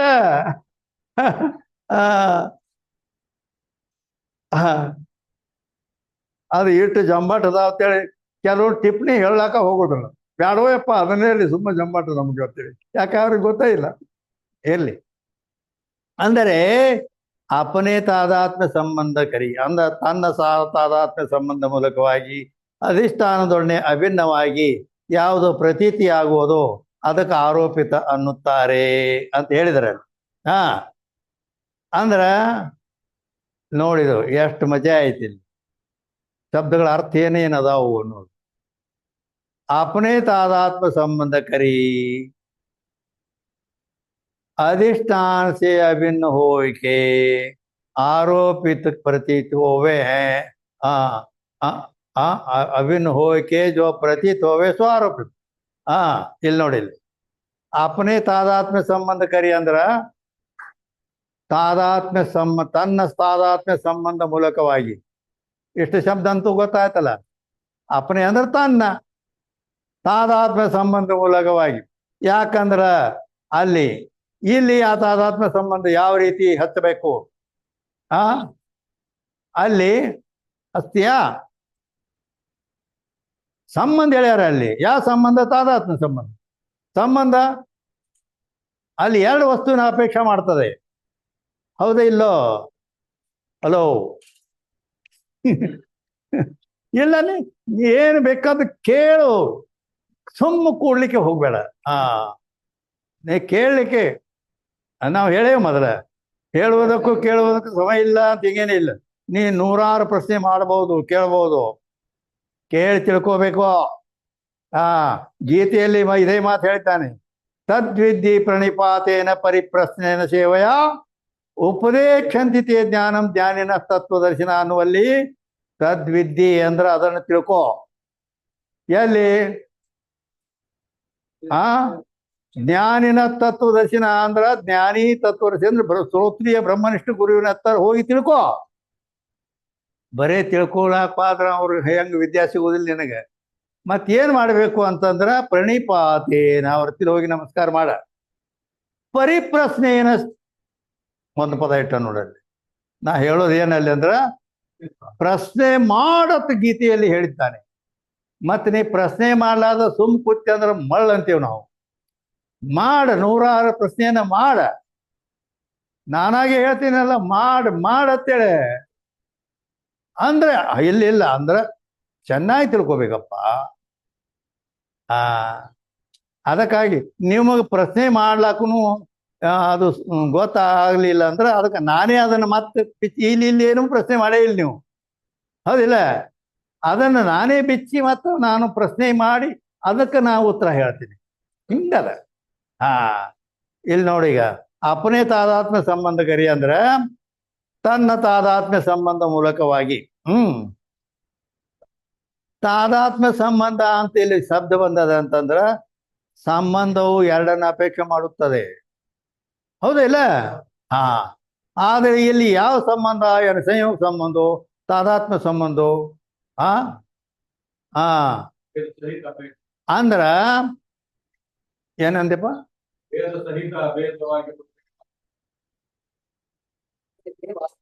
ಅಂದ್ರ ಹಂಗಲ್ಲ, ಕಲ್ಪಿತ ಭೇದ ವಾಸ್ತವ ಭೇದಕ್ಕೂ ತಾದಾತ್ಮ್ಯ. ಹಾ, ತಿಳಿತಾ?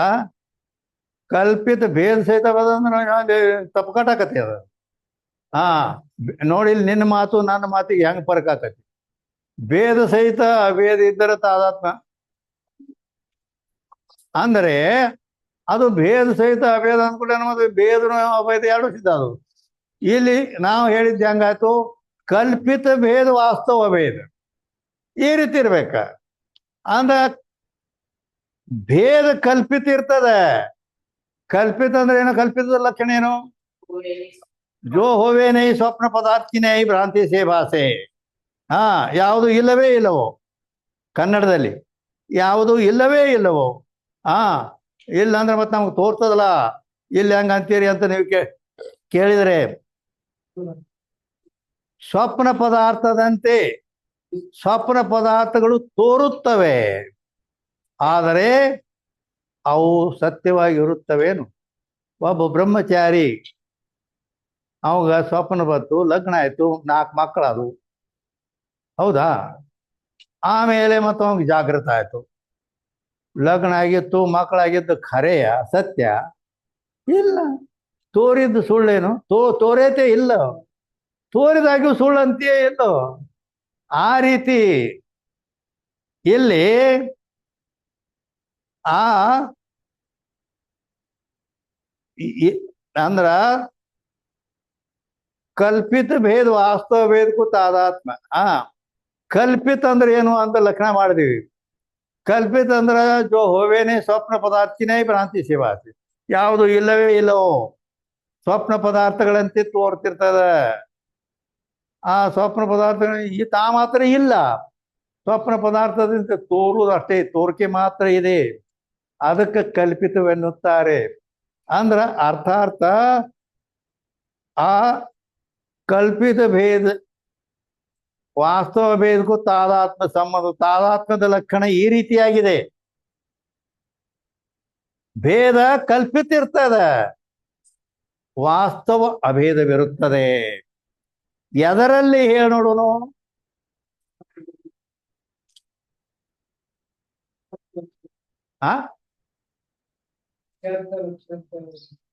ಏನಂದ? ಹುಚ್ಚತಾರ. ವಾಚ್ಯಾರ್ಥ ಲಕ್ಷಾರ್ಥ ಇಲ್ಲಿ ಶಬ್ದ ಬಂದಿಲ್ಲ, ಈ ಟಿಪ್ಪಣಿ ಒಳಗೆ ಬಂದದ. ಮತ್ತೆ ಎಲ್ಲಿ ತಂದು ಎಲ್ಲಿ ಹಾಕ್ತೀನಿ? ಅಗಲನ್ ತೆಗಿಯ, ನಾನು ಬಗಲನ್ ತೆಗಿತಿ.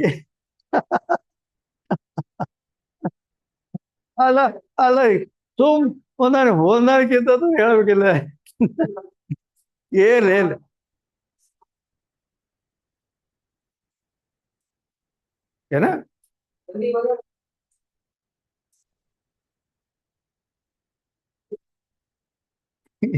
ಏನಂತಾನವ?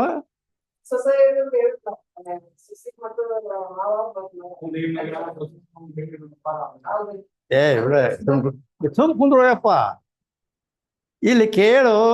ಇಲ್ಲಿ ಬಂದ ಶಬ್ದವನ್ನ ಏನಂತ? ಅಲ್ಲಿ ಅಪನೇ ತಾದಾತ್ಮ ಸಂಬಂಧ ಕರಿ ಅಂದರೆ ಅಲ್ಲಿ ತನ್ನ ತಾದಾತ್ಮ ಸಂಬಂಧ ಮೂಲಕವಾಗಿ. ಅಂದ್ರೆ ತಾದಾತ್ಮ ಸಂಬಂಧ ಅಂದ್ರೆ ಏನು ಅದನ್ನ ಹೇಳಿದೀವಿ ನಾವು. ಕಲ್ಪಿತ ಭೇದ ಇರ್ತದ, ವಾಸ್ತವ ಭೇದ ಇದ್ದಕ್ಕ ತಾದಾತ್ಮ ಸಂಬಂಧವೆನ್ನುತ್ತಾರೆ. ಈ ತಾದಾತ್ಮ ಸಂಬಂಧವು ಎಲ್ಲಿ ಇರುತ್ತದೆ ಎದುರುಗುಡ ಅಂತ ಕೇಳಿದರೆ ಅಧಿಷ್ಠಾನಸೆ. ಆ ಅಧಿಷ್ಠಾನದೊಡನೆ. ಮುಂದೆ ಅಧಿಷ್ಠಾನ ಅದನ ಎಲ್ಲೋ, ಅದಕ್ಕೆ ಶಬ್ದ ಬರೋಬ್ಬರಿ ಕುಂದಿರ್ಬೇಕದು. ಆ ಇಲ್ಲಿ ವಾಚ್ಯಾರ್ಥ ಲಕ್ಷ್ಯಾರ್ಥ ಏನೇನೋ ಬಾಯಿಗೆ ಬಂದದ್ದು ಹೇಳ್ಕೊತ ಕೂತ್ರೆ ಹೆಂಗ್ ನಡೆಯೋದು ಅದು?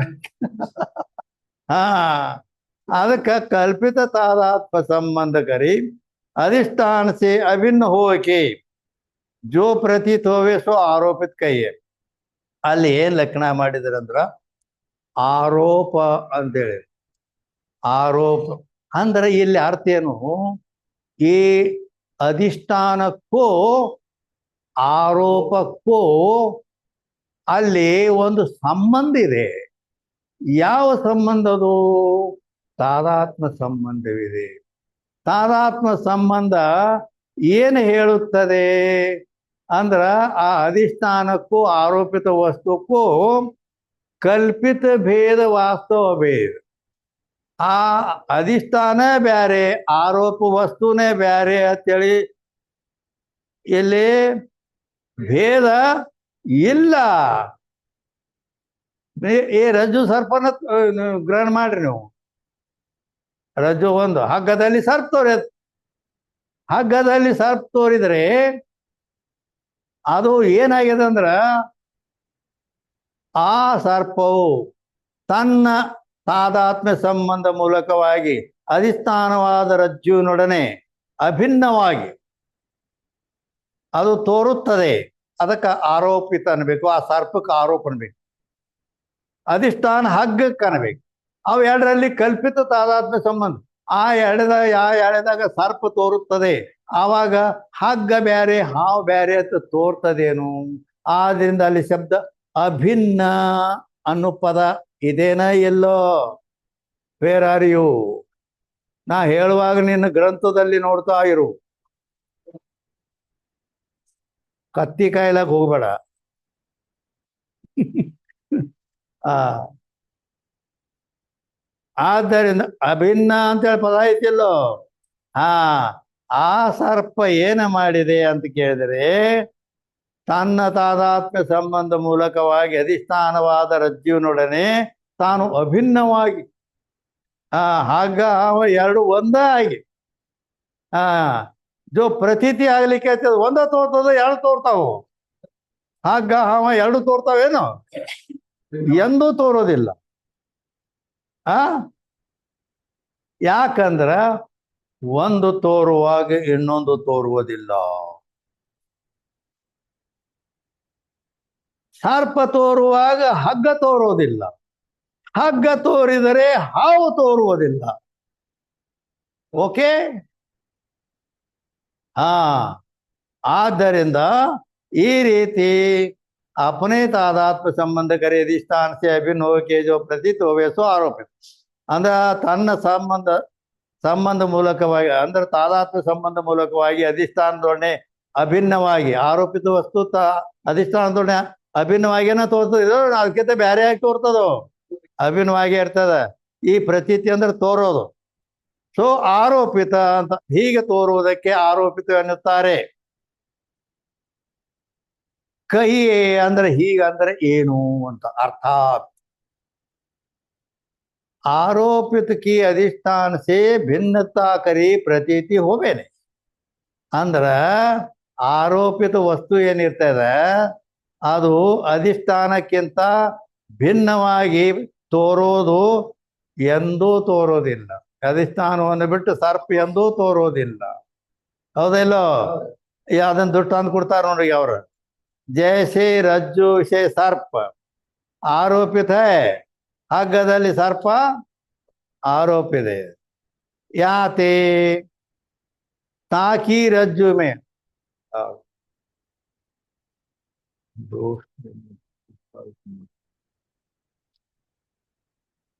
ಆರೋಪ ಅಂದ್ರು ಅಧ್ಯಸ್ಥ ಅಂದ್ರು ಒಂದೇ. ಅಧ್ಯಸ್ಥ ಅಧಿಷ್ಠಾನ ಸಂಬಂಧ ಇರ್ತೈತಿ. ಆರೋಪಿತ ಅಧಿಷ್ಠಾನ ಒಂದೇ. ಅಧ್ಯಸ್ಥ ಅಧ್ಯಸ್ಥ ಅಂದ್ರು ಆರೋಪ ಅಂದ್ರು ಒಂದೇ. ಅಧ್ಯಸ್ಥದ ಲಕ್ಷಣ ಏನು?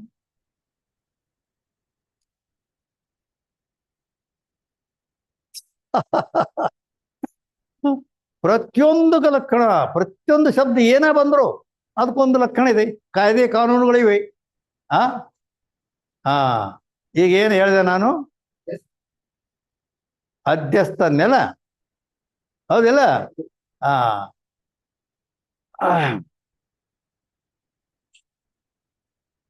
ಅಂದರೆ ಅಧ್ಯಸ್ಥ ಅಧ್ಯಸ್ಥ ಅಂದ್ರು ಆರೋಪಿತ ಅಂದ್ರು ಒಂದೇ ಹತ್ತಿರ ಹೇಳಿದೆ. ಹಾಗಾರ ಅಧ್ಯಸ್ಥ ಅಂದ್ರೆ ಅದರ ಲಕ್ಷಣ ಏನಪ್ಪಾ ಅಂತ ಕೇಳಿದ್ರಂದ್ರ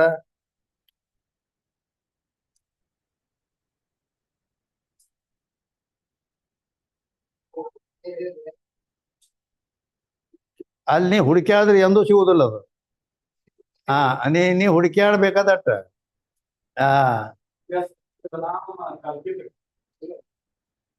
ಇವ ಹಿಂದಿಂದ ಅಲ್ಲಿ ಹುಡುಕ್ಯಾಡ್ದ ಎಲ್ಲಾರ ಸಿಗ್ತದ ಹುಡುಕ್ಯಾಡಕತ್ತ ನಾನು ಕಾಪಿ ಮಾಡೋ ಸಲುವಾಗಿ ಕಾಪಿ ಮಾಡಿ ಪಾಸ್ ಆಗ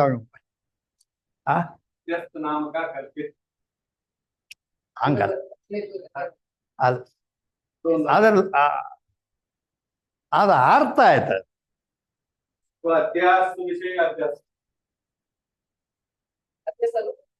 ಹಾಗೆ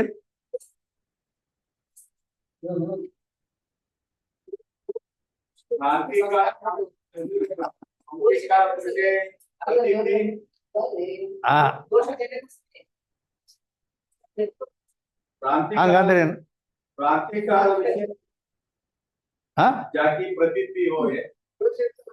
ಅಲ್ಲ ನೀನು ಹುಡುಕ್ಯಾಡಿಕರೆ ಹುಡುಕ್ಯಾಡಿದ್ರ ಹೇಳಾಗಾರ ಅದು ಹಂಗಂದ್ರೆ ಏನು? ತುಂಬ್ಕೊಂಡ್ರಿ ಇನ್ ಈಗ ಇಲ್ಲಿ ವಿಷಯ ನಡೀಲಿ, ತುಂಬ್ಕೊಡ್ರಿ. ಅಂದರೆ ಅಧ್ಯಸ್ಥ ಅಂತಂದ್ರೆ ಅದಕ್ಕೇನು ಅದರ ಲಕ್ಷಣ ಏನು ಅಂತ ಕೇಳಿದ್ರೆ, ದೋಷಜನ್ಯತ್ವೇ ಸತಿ ಸಂಸ್ಕಾರಜನ್ಯತ್ವಂ ಅಧ್ಯಸ್ಥಂ. ಅಧ್ಯಸ್ಥದ ಲಕ್ಷಣ ದೋಷಜನ್ಯತ್ವೇ ಸತಿ ಸಂಸ್ಕಾರಜನ್ಯತ್ವಂ ಅಧ್ಯಸ್ಥಂ. ಅದರ ಅರ್ಥ ಹೇಳಕ್ ಬರ್ತದೇನ? ಏನು ಬರಂಗಿಲ್ಲ, ಈಗ ಸುಮ್ಕುಂದ್ರಿ. ಅದನ್ನ ಹುಡುಕಾಡಕ್ ಹೋಗೋ ಮತ್ತೆ ಅದಕ್ಕೆ ಎಲ್ಲಾರ ಎಂತ ಬಂದಿತ್ತೇನು ಮತ್ತೆ ಬರ್ಕೋತಿಲ್ಲ, ಎಲ್ಲ ಬರ್ಕೊಂಡ ಹುಡುಕಾಡೋದು. ಅದು ಏನ್ ಮಾಡ್ದಂಗ ಕಾಪಿ ಮಾಡಿ ಪಾಸ್ ಆದಂಗ. ಹೌದಿಲ್ಲ? ಅಲ್ವಾ? ನಿನ್ ತಲೆಯಾಗ ಹುಡುಕ್ಯಾಡ, ತಲೆಯೊಳಗೆ ಅಲ್ಲ, ಸ್ಮರಣ ಶಕ್ತಿಯಿಂದ ಅದನ್ನ ನೆನಪು ಮಾಡ್ಕೋ. ಅಲ್ಲಿ ಬರ್ದದ್ರಾಗ ಹುಡುಕ್ಯಾಡ್ತಿ ಅಂದ್ರೆ ಅದು ಕಾಪಿ ಮಾಡಿ ಅವ. ದೋಷಜನ್ಯತ್ವೇ ಸತಿ ಸಂಸ್ಕಾರಜನ್ಯತ್ವಂ ಅಧ್ಯಸ್ಥಂ. ದೋಷಜನ್ಯತ್ವೇ ಸತಿ ಸಂಸ್ಕಾರಜನ್ಯತ್ವಂ ಅಧ್ಯಸ್ಥಂ. ಯಾಕಂದ್ರ ಗ್ರಂಥ ಮುಂದೆ ಹೋದಂಗ ಕಠಿಣ ಆಗ್ತಾ ಹೋಗ್ತದೆ. ಅದು ಇಲ್ಲ ಕರೆ, ನಾನು ಅದನ್ನ ಪೂರ ಬೇರೆ ಸಹಿತ ಹಡ್ಡಿ ತೆಗೀಲಿಕ್ಕೆ ಹತ್ತಿದ್ದೇನೆ. ಆದ್ದರಿಂದ ಹೌದಿಲ್ಲ, ಎಲ್ಲ ಹೊಸ ಶಬ್ದವು. ಇಲ್ಲಿಗಂದ್ರೆ ಸುಮ್ ಇದ್ದದನ್ನ ಹೇಳ್ಕೋತ ಹೋಗ್ಬಿಟ್ರ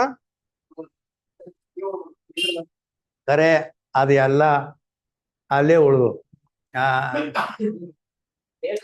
ಶೇಂಗಾದ ಬಳ್ಳಿ ಇರ್ತಾವಲ್ಲ, ಶೇಂಗಾದ ಬಳ್ಳಿ, ಅವು ಬಳ್ಳಿ ಬಡ ಬಡ ಬಡ ಕಿತ್ಕೋತ ಹೋದೆ ಅಂದ್ರೆ ಕಾಯಿ ಎಲ್ಲ ಒಳಗೆ ಉಳ್ಕೊಂಡಿರ್ತಾವ.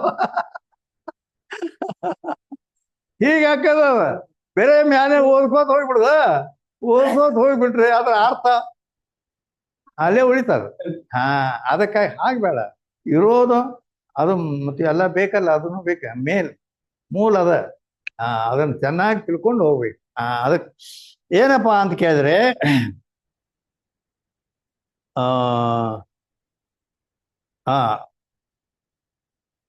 ಈಗ ಏನ ಹೇಳ್ತಿದ್ನಲ್ಲ,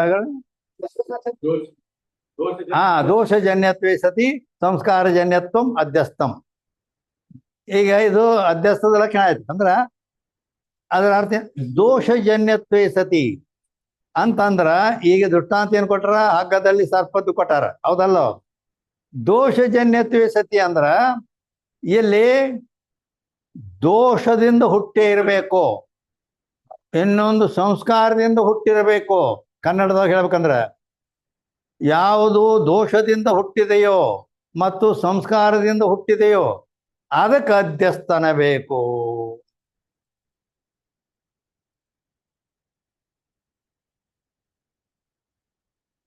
ಪ್ರಕ್ರಿಯೆ ಗ್ರಂಥಗಳ ಅಭ್ಯಾಸ ಮಾಡಿದವನಿಗೆ ಇವು ಎಲ್ಲ ಚೆನ್ನಾಗಿ ಗೊತ್ತಿರಬೇಕು.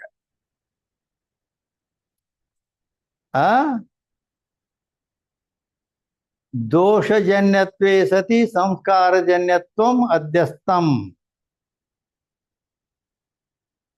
ಅಂದ್ರೆ ದೋಷದಿಂದ ಹುಟ್ಟಿರಬೇಕು. ಜನ್ಯ ಅಂದ್ರೆ ಹುಟ್ಟಿರಬೇಕು, ಸಂಸ್ಕಾರದಿಂದನೂ ಹುಟ್ಟಿರಬೇಕು, ಅದಕ್ಕೆ ಅಧ್ಯಸ್ಥನ ಬೇಕು. ಹೌದಾ? ಇದನ್ನು ಬಿಡಿಸ್ಬೇಕಿನ್ನು. ಅಂದ್ರ ದೋಷದಿಂದ ಹುಟ್ಟಿರಬೇಕು ಅಂತಂದರೆ ಈಗ ದೃಷ್ಟಾಂತ ಏನ್ ಕೊಟ್ಟಾರಲ್ಲಿ, ರಜ್ಜು ಸರ್ಪ ದೃಷ್ಟಾಂತ ಕೊಟ್ಟಾರ ಅವರು. ಹೌದಿಲ್ಲ? ಅದಕ್ಕೆ ಅಧ್ಯಸ್ಥ ಅಂತ ಹೇಳಲ್ಪಟ್ಟಿದೆ. ಅದು ಅಧ್ಯಸ್ಥ ಅನ್ನುವ ಸರ್ಪ ದೋಷದಿಂದ ಹುಟ್ಟಿದೆ. ಏನು ದೋಷ ಅಂದರೆ ಅಂದ್ರ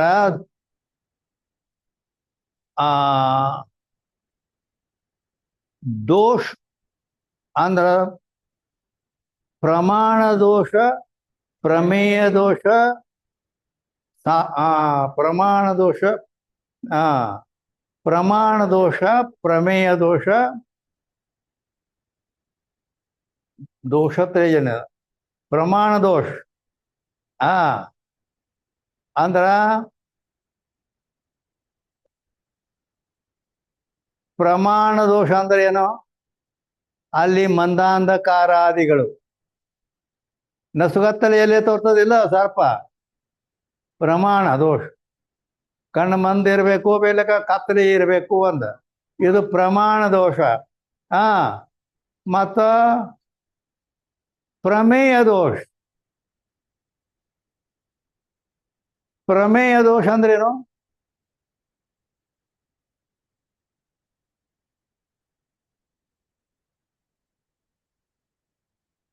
ಪ್ರಮೇಯ ದೋಷ ಅಂದ್ರೆ ಸಾದೃಶ್ಯ ದೋಷ. ಪ್ರಮೇಯ ದೋಷ ಅಂದ್ರೆ ಸಾದೃಶ್ಯ ದೋಷ. ಸಾದೃಶ್ಯದ ಲಕ್ಷಣ ಏನು?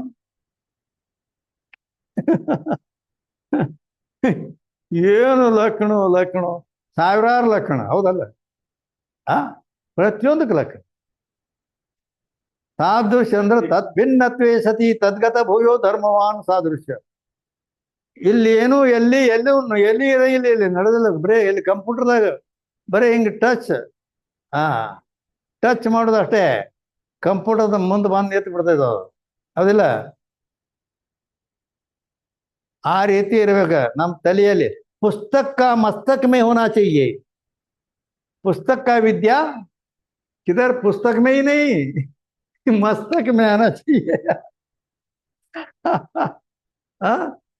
ಇಷ್ಟೆಲ್ಲ ಇವು ಲಕ್ಷಣಗಳು ಎಲ್ಲಿ ಬರಿಲಕ್ಕೆ ಎಲ್ಲಿ ಅವಕಾಶ ಇದ್ದಾನೆ? ಇಷ್ಟೆಲ್ಲ ಎಲ್ಲಿ ಬರೋಣ? ಇಲ್ಲಿ ಇರ್ತದೆ. ಬರೇ ಅದ ಒಂದು ಶಬ್ದ ಬತ್ತಂದ್ರೆ ಪ್ರತಿಯೊಂದು ಅದ್ರದ್ದು ಎಲ್ಲ ರೆಕಾರ್ಡ್ ಪೂರ ಕಂಪ್ಯೂಟರ್ದಾಗ ಇರುತ್ತೆ.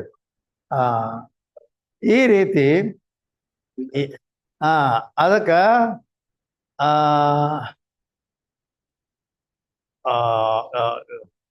ಪ್ರಮಾಣ ದೋಷ ಅಂದ್ರೆ ಸಾದೃಶ್ಯ ದೋಷ. ಸಾದೃಶ್ಯ ಅಂತ ಎದಕ್ಕಂತಾರೆ? ತದ್ಭಿನ್ನತ್ವೇ ಸತಿ ತದ್ಗತ ಭೂಯೋ ಧರ್ಮವಾನ್ ಸಾದೃಶ್ಯ. ಹೆಚ್ಚು ಸಂಸ್ಕೃತ ಶಬ್ದಗಳು ಬರ್ತಿರ್ತಾವ, ಆದ್ರೂ ಕನ್ನಡದಾಗ ಹೇಳ್ತೇವೆ. ಹೌದಲ್ಲ? ಹಿಂದಿ ಒಳಗೆ ಬರ್ತಾವು, ಸಂಸ್ಕೃತದೊಳಗೆ ಬರ್ತಾವು. ಅದಕ್ಕೆ ಯಾಕಂದ್ರ ನಾನು ಸಂಸ್ಕೃತ ಪಂಡಿತರಾದ ಜಗತ್ ಪ್ರಸಿದ್ಧವಾದ ಕಾಶಿಕಾನಂದರ ಹತ್ತಿರ ಅಭ್ಯಾಸ ಮಾಡಿದ್ದೆ. ಆದ್ರಿಂದ ಅವು ಸಂಸ್ಕೃತದೊಳಗೆ ಬರ್ತಾವ. ಏನು ಹಿಂದಿ ಒಳಗೆ ಅಲ್ಲಿ ಮತ್ತು ಅಲ್ಲಿ ಮಹಾರಾಷ್ಟ್ರದೊಳಗೆ ಅಲ್ಲಿ ಅವ್ರಿಗೆ ಹಿಂದಿ ಒಳಗೆ ಬರ್ತಾವ. ಹೀಗೆ ಮತ್ತು ಅವಕ್ಕೆ ನಾ ಕನ್ನಡದೊಳಗೆ ನಿಮ್ಗೆ ತಿಳಿಸಿ ಹೇಳ್ತೀನಿ. ಹೌದಲ್ಲ? ಅದಕ್ಕೆ ತದ್ಭಿನ್ನತ್ವೇ ಸತಿ ತದ್ಗತ ಭೂಯೋ ಧರ್ಮವಾನ್ ಸಾಧು ಅಥವಾ ಭೇದ ಸಹಿತ ಸಮಾನ ಧರ್ಮಕ್ಕೂ ಸಾದೃಶ್ಯಕೈ.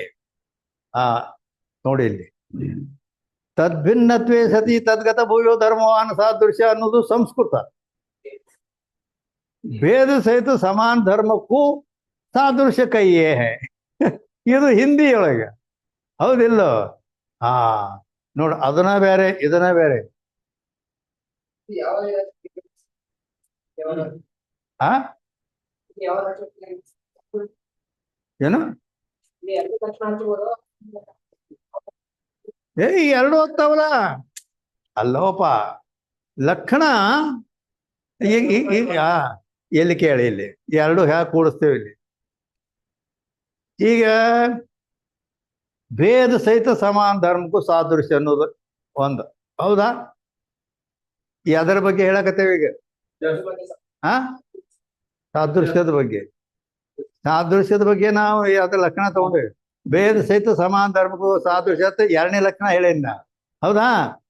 ಹಿಂದಿಯೊಳಗೆ ಹೇಳಿದ್ದು. ಭೇದ ಸಹಿತ ಸಮಾನ ಧರ್ಮಕ್ಕೂ ಸಾದೃಶ್ಯ ಅಂದ್ರ, ಈಗ ನಮ್ಮ ಊರಾಗ ಇವನಂತವನೇ ಒಬ್ಬ ಅಲ್ಲಿ ಸಾಧು ಇದ್ದ. ಇವನ್ ನೋಡಿದ್ರ ಅವನ್ ನೋಡಿದಂಗನೆ ಎಲ್ಲ ಅವನ ಬಾಡಿ ಮುಖ ಎಲ್ಲ ಹಂಗ ಹಾಗೆ ಇತ್ತು ಅಂತ ಹೇಳಿದ. ಇದ ಸಾದೃಶ್ಯ, ಹೌದಲ್ಲ? ಸಾದೃಶ್ಯ ಅಂದ್ರೆ ಹೋಲಿಕೆ. ಇವನೇ ಬೇರೆ ಅವನೇ ಬೇರೆ, ಭೇದದನ ಎಲ್ಲೋ. ಭೇದರ ಇಬ್ಬರಲ್ಲಿ ಅವ ಬೇರೆ ಇವ್ ಬೇರೆ, ಭೇದದ ಸಮಾನ ಧರ್ಮ ಅಂದ್ರೆ ಹೋಲಿಕೆ ಅನ್ನೋದಲ್ಲ. ಬಾಡಿದು ಮುಖ ಲಕ್ಷಣ ಇವು ಎಲ್ಲ ಸಮಾನ ಧರ್ಮಗಳದಾವ ಅಂತೇಳಿ ಅವನ ಇವ ಹಿಂಗ ಭ್ರಾಂತಿ ಆಗಿದೆ. ಅದಕ್ಕೆ ಭೇದ ಸಹಿತ ಸಮಾನ ಧರ್ಮಕ್ಕೂ ಸಾದೃಶ್ಯ ಪರ್ಫೆಕ್ಟ್ ಐತೆ ಇಲ್ಲೋ? ಪರ್ಫೆಕ್ಟ್ ಅದ. ಸಂಸ್ಕೃತದೊಳಗೆ ಏನ್ ಹೇಳಿದೀವಿ? ತದ್ಭಿನ್ನತ್ವೇ ಸತಿ ತದ್ಗತ ಭೂಯೋ ಧರ್ಮವಾನ್. ಅದನ್ನು ಹಾಗೆ ತದ್ಭಿನ್ನತ್ವೇ ಸತ್ಯ ಅಂದ್ರ ಅದಕ್ಕಿಂತ ಇದು ಬೇರೆ ಇರ್ಬೇಕು. ತದ್ಗತ ಭೂಯೋ ಧರ್ಮವಾನ್, ಅವನಂತನೇ ಇದು ತೋರ್ತಿರ್ಬೇಕು. ಅದಕ್ಕೆ ಸಾದೃಶ್ಯ ಅನ್ಬೇಕು.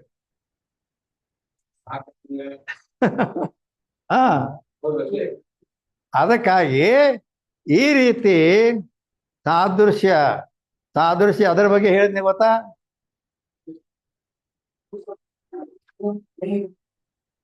ಪ್ರಮೇಯ ದೋಷದ ಬಗ್ಗೆ ಸಾದೃಶ್ಯ ಹೇಳಿದ್ದೇನೆ. ಸಾದೃಶ್ಯ ದೋಷ ಅಂದ್ರು ಒಂದ, ಪ್ರಮೇಯ ದೋಷ ಅಂದ್ರು ಒಂದ. ಪ್ರಮೇಯ ದೋಷ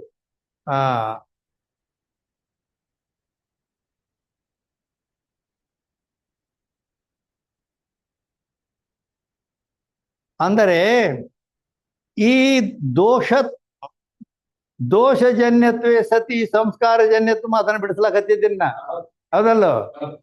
ಈಗ ಇಲ್ಲಿ ದೋಷಜನ್ಯತ್ವೇ ಸತಿ ಅಂದ್ರ ನೇತ್ರದಲ್ಲಿ ಪ್ರಮಾಣ ದೋಷದ ಮತ್ತು ಪ್ರಮೇಯದಲ್ಲಿ ಆ ಹಗ್ಗಕ್ಕೂ ಹಾವಿಗೂ ಸಾದೃಶ್ಯದ, ಹೌದಿಲ್ಲ? ಇನ್ನೊಂದು ದೋಷದ ಏನು ಗೊತ್ತಾ?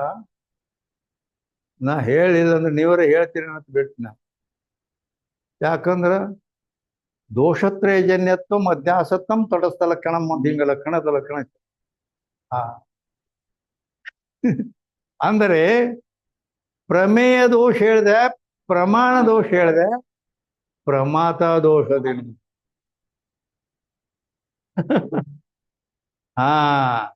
ಹೇಳಿ ನೋಡೋಣ. ಪ್ರಮಾತ ದೋಷ ಅಂದ್ರೆ ಏನು?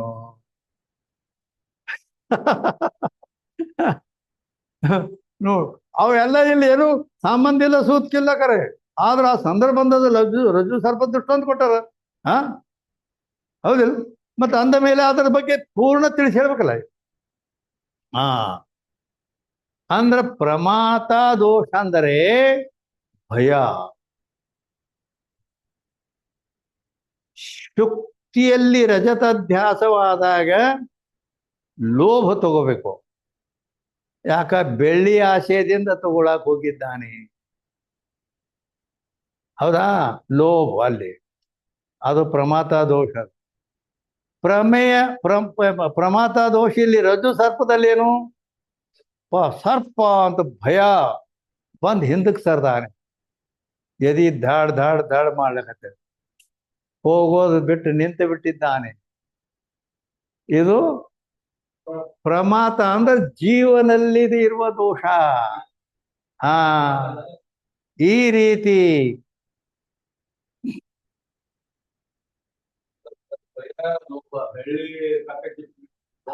ಹಾ, ಇವೆಲ್ಲ ನೋಡಿ, ಇವೆಲ್ಲ ಕೂಡ ಜ್ಞಾನ ನಿಮಗೆ ಲೆಕ್ಕದಿಂದ ಇಲ್ಲಿ ಬಂದದ್ದೇನೋ ಸ್ವಲ್ಪ ವಿಷಯ, ಅದ್ರೊಳಗೆ ಎಷ್ಟೆಲ್ಲ ಅವಕರನ್ನ ಅಡ್ಡಿ ಒಂದಕ್ಕೆ ನೂರಾರು ಲಕ್ಷಣಗಳು, ಅವಕರ ಮಾರ್ಗದರ್ಶನ ಏನೇನು ಹಿಂಗೆಲ್ಲ ಹೌದಿಲ್ಲ, ಎಷ್ಟು ವಿಶೇಷ ವಿಶೇಷ. ಹಾ, ಖರೇನ. ಯಾಕಂದ್ರೆ ಸ್ವಾಧ್ಯಾಯ ಅಂದ್ರೆ ಹಾಗೆ ಇರ್ತದ, ಅದನ್ನ ಪೂರಾ ಶೇಂಗಾದ ಹಡ್ಡಿ ತೆಗಿಬೇಕು ನೆಲ್ದಾಗ. ಅವು ಕಣ್ಣಿಗೆ ಕಾಣಂಗಿಲ್ಲ. ಹೌದು, ಮತ್ತೆ ಭಯಾನ ಅದ. ಹಾ, ಈ ರೀತಿ ಆ ಅಲ್ಲಿ ಇನ್ನೂ ಆಗ ಹೆಂಗ ಹುಡ್ಕತ್ತೋ ಇನ್ನೂ ಬಹಳ ಅದ್ರಾಗ. ದೋಷತ್ರಯ ಜನ್ಯತ್ವಂ ತಟಸ್ಥ ಲಕ್ಷಣಂ ಅಂತ ಈಗ ಮತ್ತೆ ಲಕ್ಷಣದ ಲಕ್ಷಣ ಹಿಂಗದಾವ. ಈ ಮೂರು ದೋಷಗಳಿಂದ ಏನ ದೋಷತ್ರಯ ಜನ್ಯತ್ವಂ, ಅಧ್ಯಾಸತ್ವಂ, ತಟಸ್ಥ ಲಕ್ಷಣಂ. ಅದು ಬ್ಯಾಡಿನ ಹಂಗ ಸರ್ಪುಳಿ ಹಂಗ ಆ ಕಡೆ ವಾದ್ಗಿದಿತ್ತು. ಈ ವಿಷಯ ಇಲ್ಲೇ ಕುಂದ್ರದಿತ್ತು. ಹೀಗೆ ಏನಾಯ್ತು ಈಗ ರಜ್ಜು ಸರ್ಪದ ಬಗ್ಗೆ. ಅಂದ್ರೆ ದೋಷಜನ್ಯತ್ವ ಅಂದ್ರೆ ದೋಷ ಸಿದ್ಧ ಮಾಡ್ತೀವಿಲ್ಲೋ. ಇನ್ನೊಂದು ಉಳಿದದ ಅದ್ರಾಗೆ ಏನ್ ಉಳಿದಿದೆ? ಸಂಸ್ಕಾರ ಜನ್ಯತ್ವ. ಅದರ ಹೇಳ್ತೇನಪ್ಪ? ಇಲ್ಲ ಅಂದ್ರೆ ನಾ ಹೇಳ್ತೇನೆ ಕೇಳಾಕ. ಹಿಂದೆ ನೋಡಿದ ಸಂಸ್ಕಾರ, ಸರ್ಪದ ಸಂಸ್ಕಾರ ಇತ್ತು. ಆ ಸರ್ಪ ಕಚ್ಚಿದರೆ ಸಾಯುತ್ತಾನೆ ಅನ್ನುವ ಜ್ಞಾನ ಸಂಸ್ಕಾರದಲ್ಲಿ ಉಳಿದಿದೆ. ಆ ಸಂಸ್ಕಾರ ಉದ್ಭೂತವಾಯಿತು. ಇದು ದೋಷದಿಂದ ಸಂಸ್ಕಾರ, ಹಿಂದಿನ ಸರ್ಪದ ಕಚ್ಚಿದರೆ ಸಾಯುತ್ತಾನೆಂಬ ಮರಣದ ಭಯ ಸಂಸ್ಕಾರ ಅಂತಃಕರಣದಲ್ಲಿದೆ, ತಿಳಿತಾ? ಆಮೇಲೆ ಇಲ್ಲಿ ಪ್ರಮಾಣ ದೋಷ ಇದೆ ನೇತ್ರದಲ್ಲಿ, ಸಾದೃಶ್ಯ ದೋಷ ಪ್ರಮೇಯದಲ್ಲಿ ದೋಷ ಇದೆ.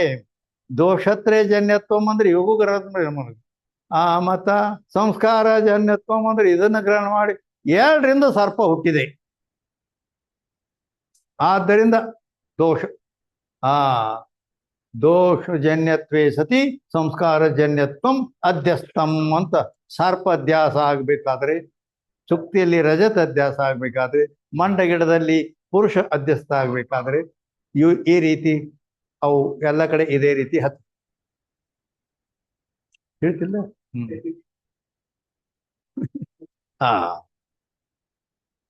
ಈಗ ಎಲ್ಲಿ ಟಿಪ್ಪಣಿಯಲ್ಲಿ ಎಲ್ಲಿ ಬಂದಿವಿ? ಆರೋಪಿತ ಕೈ ಆರೋಪಿತ ಕಿ ಅಧಿಷ್ಠಾನ ಸೇ ಭಿನ್ನ ಸತ್ತಾ ಕಿ ಪ್ರತೀತಿ ಹೋವೇನೆ. ಆ ಆರೋಪ ಏನಿರ್ತದ ಅದು ಅಧ್ಯಸ್ಥ ವಸ್ತು, ಅಧಿಷ್ಠಾನಕ್ಕಿಂತ ಭಿನ್ನ ಸತ್ತ ಇರ್ತದೇನೋ? ಕಾಣೋದಿಲ್ಲ. ಇಲ್ಲ. ಜೈಸೆ ರಜ್ಜು ಸೇ ಸರ್ಪ ಆರೋಪಿತ, ಹಗ್ಗದಲ್ಲಿ ಸರ್ಪ ಆರೋಪಿತ ಆಗಿದೆ. ಅತೀತಾಕಿ ರಜ್ಜು ಸೇ ಭಿನ್ನತಾ ಕರ್ಕೆ ಪ್ರತೀತಿ ಹೋವೇನೆ. ಆ ಸರ್ಪ ಹಗ್ಗವನ್ನು ಬಿಟ್ಟು ಬ್ಯಾರೆ ತೋರ್ತದೇನೋ? ಇಲ್ಲ. ಇನ್ನು ಗಾಡಿ ಜರ ಮುಂದೆ ಹೋಗ್ಲಿ, ಬರೀ ಇದ್ರಾಗ ಕುಂತ ಬಿಟ್ರ ಇಲ್ಲೇ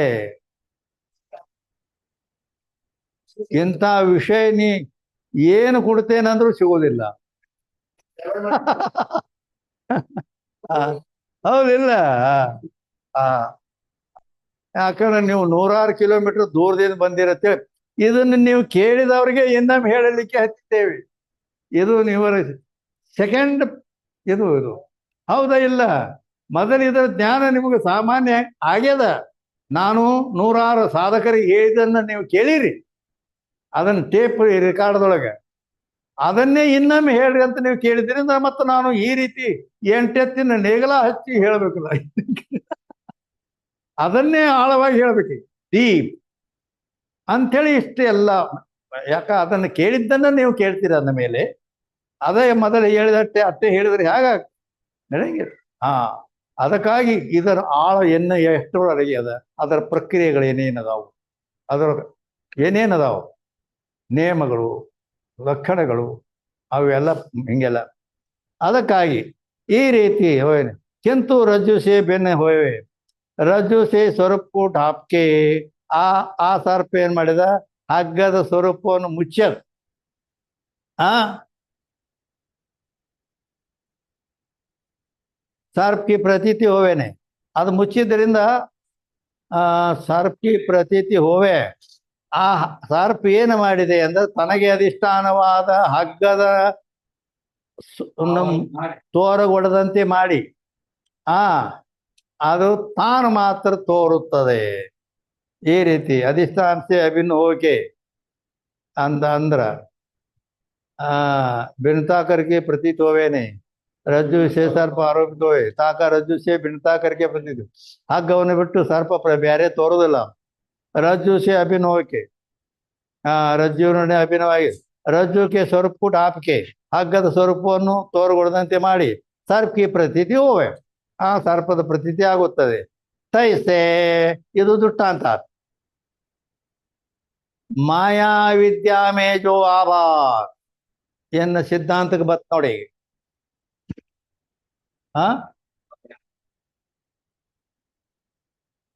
ಮಾಯಾ ಮೇ ಮಾಯಾ ಅವಿದ್ಯಾ ಮೇ ಜೋ ಆಭಾಸ್ ಹಂಗಂದ್ರೆ ಏನ್?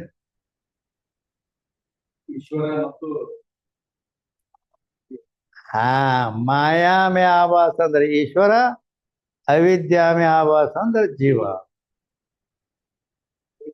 ಆಭಾಸ ವೇ ಬಿ ಜಾತಿ ಆರೋಪಿತ, ಅವು ಕೂಡ ಮಾಯೆಯಲ್ಲಿ ಬಿದ್ದಂತ ಆಭಾಸ ಈಶ್ವರ ಅಂತ ಏನು ಹೇಳಲ್ಪಟ್ಟದ, ಅವಿದ್ಯೆಯಲ್ಲಿ ಬಿದ್ದಂತ ಆಭಾಸ ಜೀವ ಅಂತ ಏನು ಹೇಳಲ್ಪಟ್ಟದ. ಇವು ಎರಡು ಆರೋಪಿತ ಅಂದ್ರ ಹಗ್ಗದಲ್ಲಿ ತೋರಿದ ಸರ್ಪದಂತೆ ಆ ಈಶ್ವರ ಮತ್ತು ಈ ಜೀವಪ್ಪ ಇಬ್ರು ಆರೋಪಿತರಿದ್ದಾರೆ. ಏಯಪ್ಪ ಅನ್ಬೇಕಲ್ಲಿಂದ, ಹೌದಿಲ್ಲ? ಈಶ್ವರ್ಗೂ ಸರ್ಪದಂತೆ ಆರೋಪಿತ ಅಂದ್ರ ಮತ್ತೇನ್ ಬಾಳ ಮಂದಿಗೆ ಅಯ್ಯೋ ಭಯ ಬಂದ್ಬಿಡ್ತದ, ಹೌದಲ್ಲ?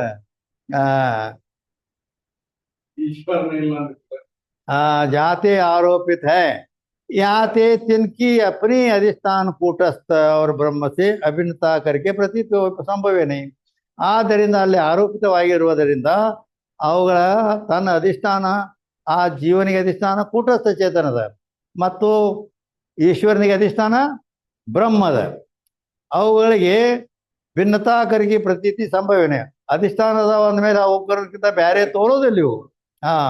किंतु तीन दोनों की अपने अधिष्ठान कूटस्थ और ब्रह्म से तादात्म्य संबंध रूप एकता पाए के तादात्म्य ಸಂಬಂಧ ಅಲ್ಲಿ ಮೂಲಕವಾಗಿ ಒಂದು ಏಕತಾ ಅನ್ನೋದು ಅಂದ್ರ ಜೀವನಿಗೂ ಕೂಟಸ್ಥನಿಗೂ ಮತ್ತು ಈ ಈಶ್ವರನಿಗೂ ಪರಬ್ರಹ್ಮಕ್ಕೂ ಈ ರೀತಿ ಎರಡರಲ್ಲಿ ಅನ್ಯೋನ್ಯಾಧ್ಯಾಸ ಆಗಿದೆ.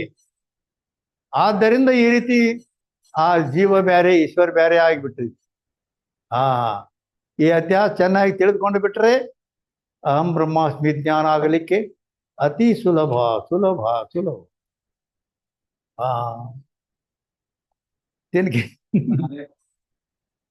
तिनके स्वरूप को ढाप के ही प्रतीत होवे है. यह अधिष्ठान चेतन और उपाधि सहित चिदाभास जीव की क्यों ईश्वर है. ಆದ್ದರಿಂದ ಇಲ್ಲಿ ಅಧಿಷ್ಠಾನ ಚೇತನ ಮತ್ತು ಉಪಾಧಿ ಸಹಿತ ಚಿದಾಭಾಸ ಇವು ಜೀವ ಈಶ್ವರ ಅಂತ ಹೇಳಲ್ಪಟ್ಟಿವೆ. ಅಂದ್ರ ಮೂರು ಕೂಡಿ ಜೀವ ಅಂತ ಇದನ್ನ ನೀವು ನೆನಪಿಟ್ಕೋಬೇಕು. ಚಂದ್ರೋದಯಲ್ಲಿ ಹೇಳಿದ್ದು ಮಾಯೆಯಲ್ಲಿ ಅಧಿಷ್ಠಾನ ಬ್ರಹ್ಮಚೇತನ, ಮಾಯೆಯಲ್ಲಿ ಆ ಚೇತನದ ಆಭಾಸ್, ಇವು ಮೂರು ಕೂಡಿ ಈಶ್ವರ. ಅವಿದ್ಯೆ ಅಧಿಷ್ಠಾನ ಕೂಟಸ್ಥ ಚೇತನ, ಅವಿದ್ಯೆಯಲ್ಲಿ ಚೇತನದ ಆಭಾಸ, ಇವು ಜೀವ ಅಂತ ಮೂರು ಕೂಡಿ ಜೀವ ಅಂತ. ಹೀಗೆ ಜೀವ ಈಶ್ವರ ಸ್ವರೂಪ ಹೀಗೆ ಇರುತ್ತದೆ.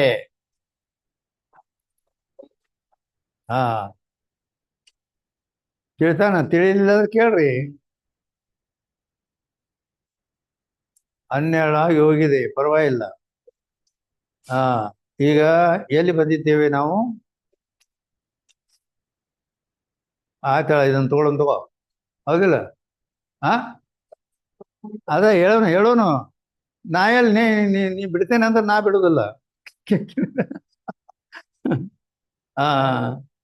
ಅದಕ್ಕೆ ಟಿಪ್ಪಣಿ ಸಮಾಪ್ತಿ ಆಯಿತು.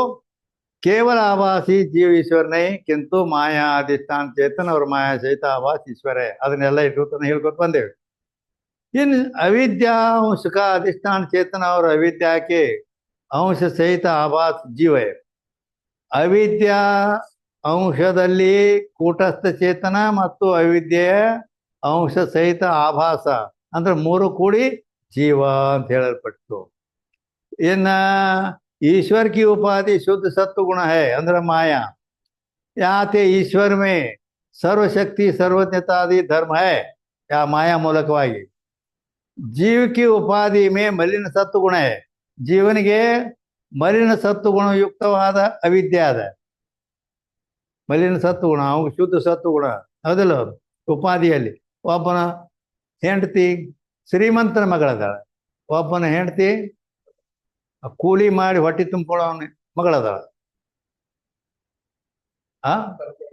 ಹಾ ಅಂತೇಳಿ ಅವ್ರ ಅತ್ತಿ ಮಾವ ಭಾಳಟ್ ಅವ ಫುಲ್ ಮಜಾದಾಗಿರ್ತಾನೆ. ಇವು ಹೆಂಡ್ತಿನ ಕರ್ಕೊಂಡು ಇಟಂಗಿ ಹೊರ್ಲಾಕ್ ನಡಿ ಅಂತಾನೆ. ಹೀಗಾಕತಿ. ಯಾತೆ जीव में अल्प शक्ति अल्पज्ञता आदि धर्म है. ಆದ್ದರಿಂದ ಜೀವನ ಉಪಾಧಿಯಲ್ಲಿ ಮಲಿನ ಸತ್ವಗುಣ ಇದ್ದದರಿಂದ ಜೀವನಲ್ಲಿ ಅಲ್ಪಜ್ಞತ್ವಾದಿ ಧರ್ಮಗಳಿರುತ್ತವೆ. ಯಾಕೋ ಆಭಾಸವಾದ ಕೈ, ಇದಕ್ಕೇನೆ ಆಭಾಸವಾದ ಅನ್ನುತ್ತಾರೆ. ಇಲ್ಲಿ ಮುಗಿತಲ್ಲ 440ನೇ ಅಂಕ. 440ನೇ ಅಂಕಕ್ಕೆ ಏನು ಮುಂದೋಗೋನು ಸಾಕಳಿಟ್ಟೆ. 440ನೇ ಅಂಕಕ್ಕೆ ಇಲ್ಲಿಗೆ ವಿಷಯ ಸಮಾಪ್ತಿ. ಜೈ ಮಂಗಲಂ, ಜೈ ನಮ ಪಾರ್ವತಿ ಶಿವ ಹರ ಹರ ಮಹಾದೇವ್. ಸದ್ಗುರು ಸಿದ್ಧಾರೂಢ ಮಹಾರಾಜ್ ಕಿ ಜೈ.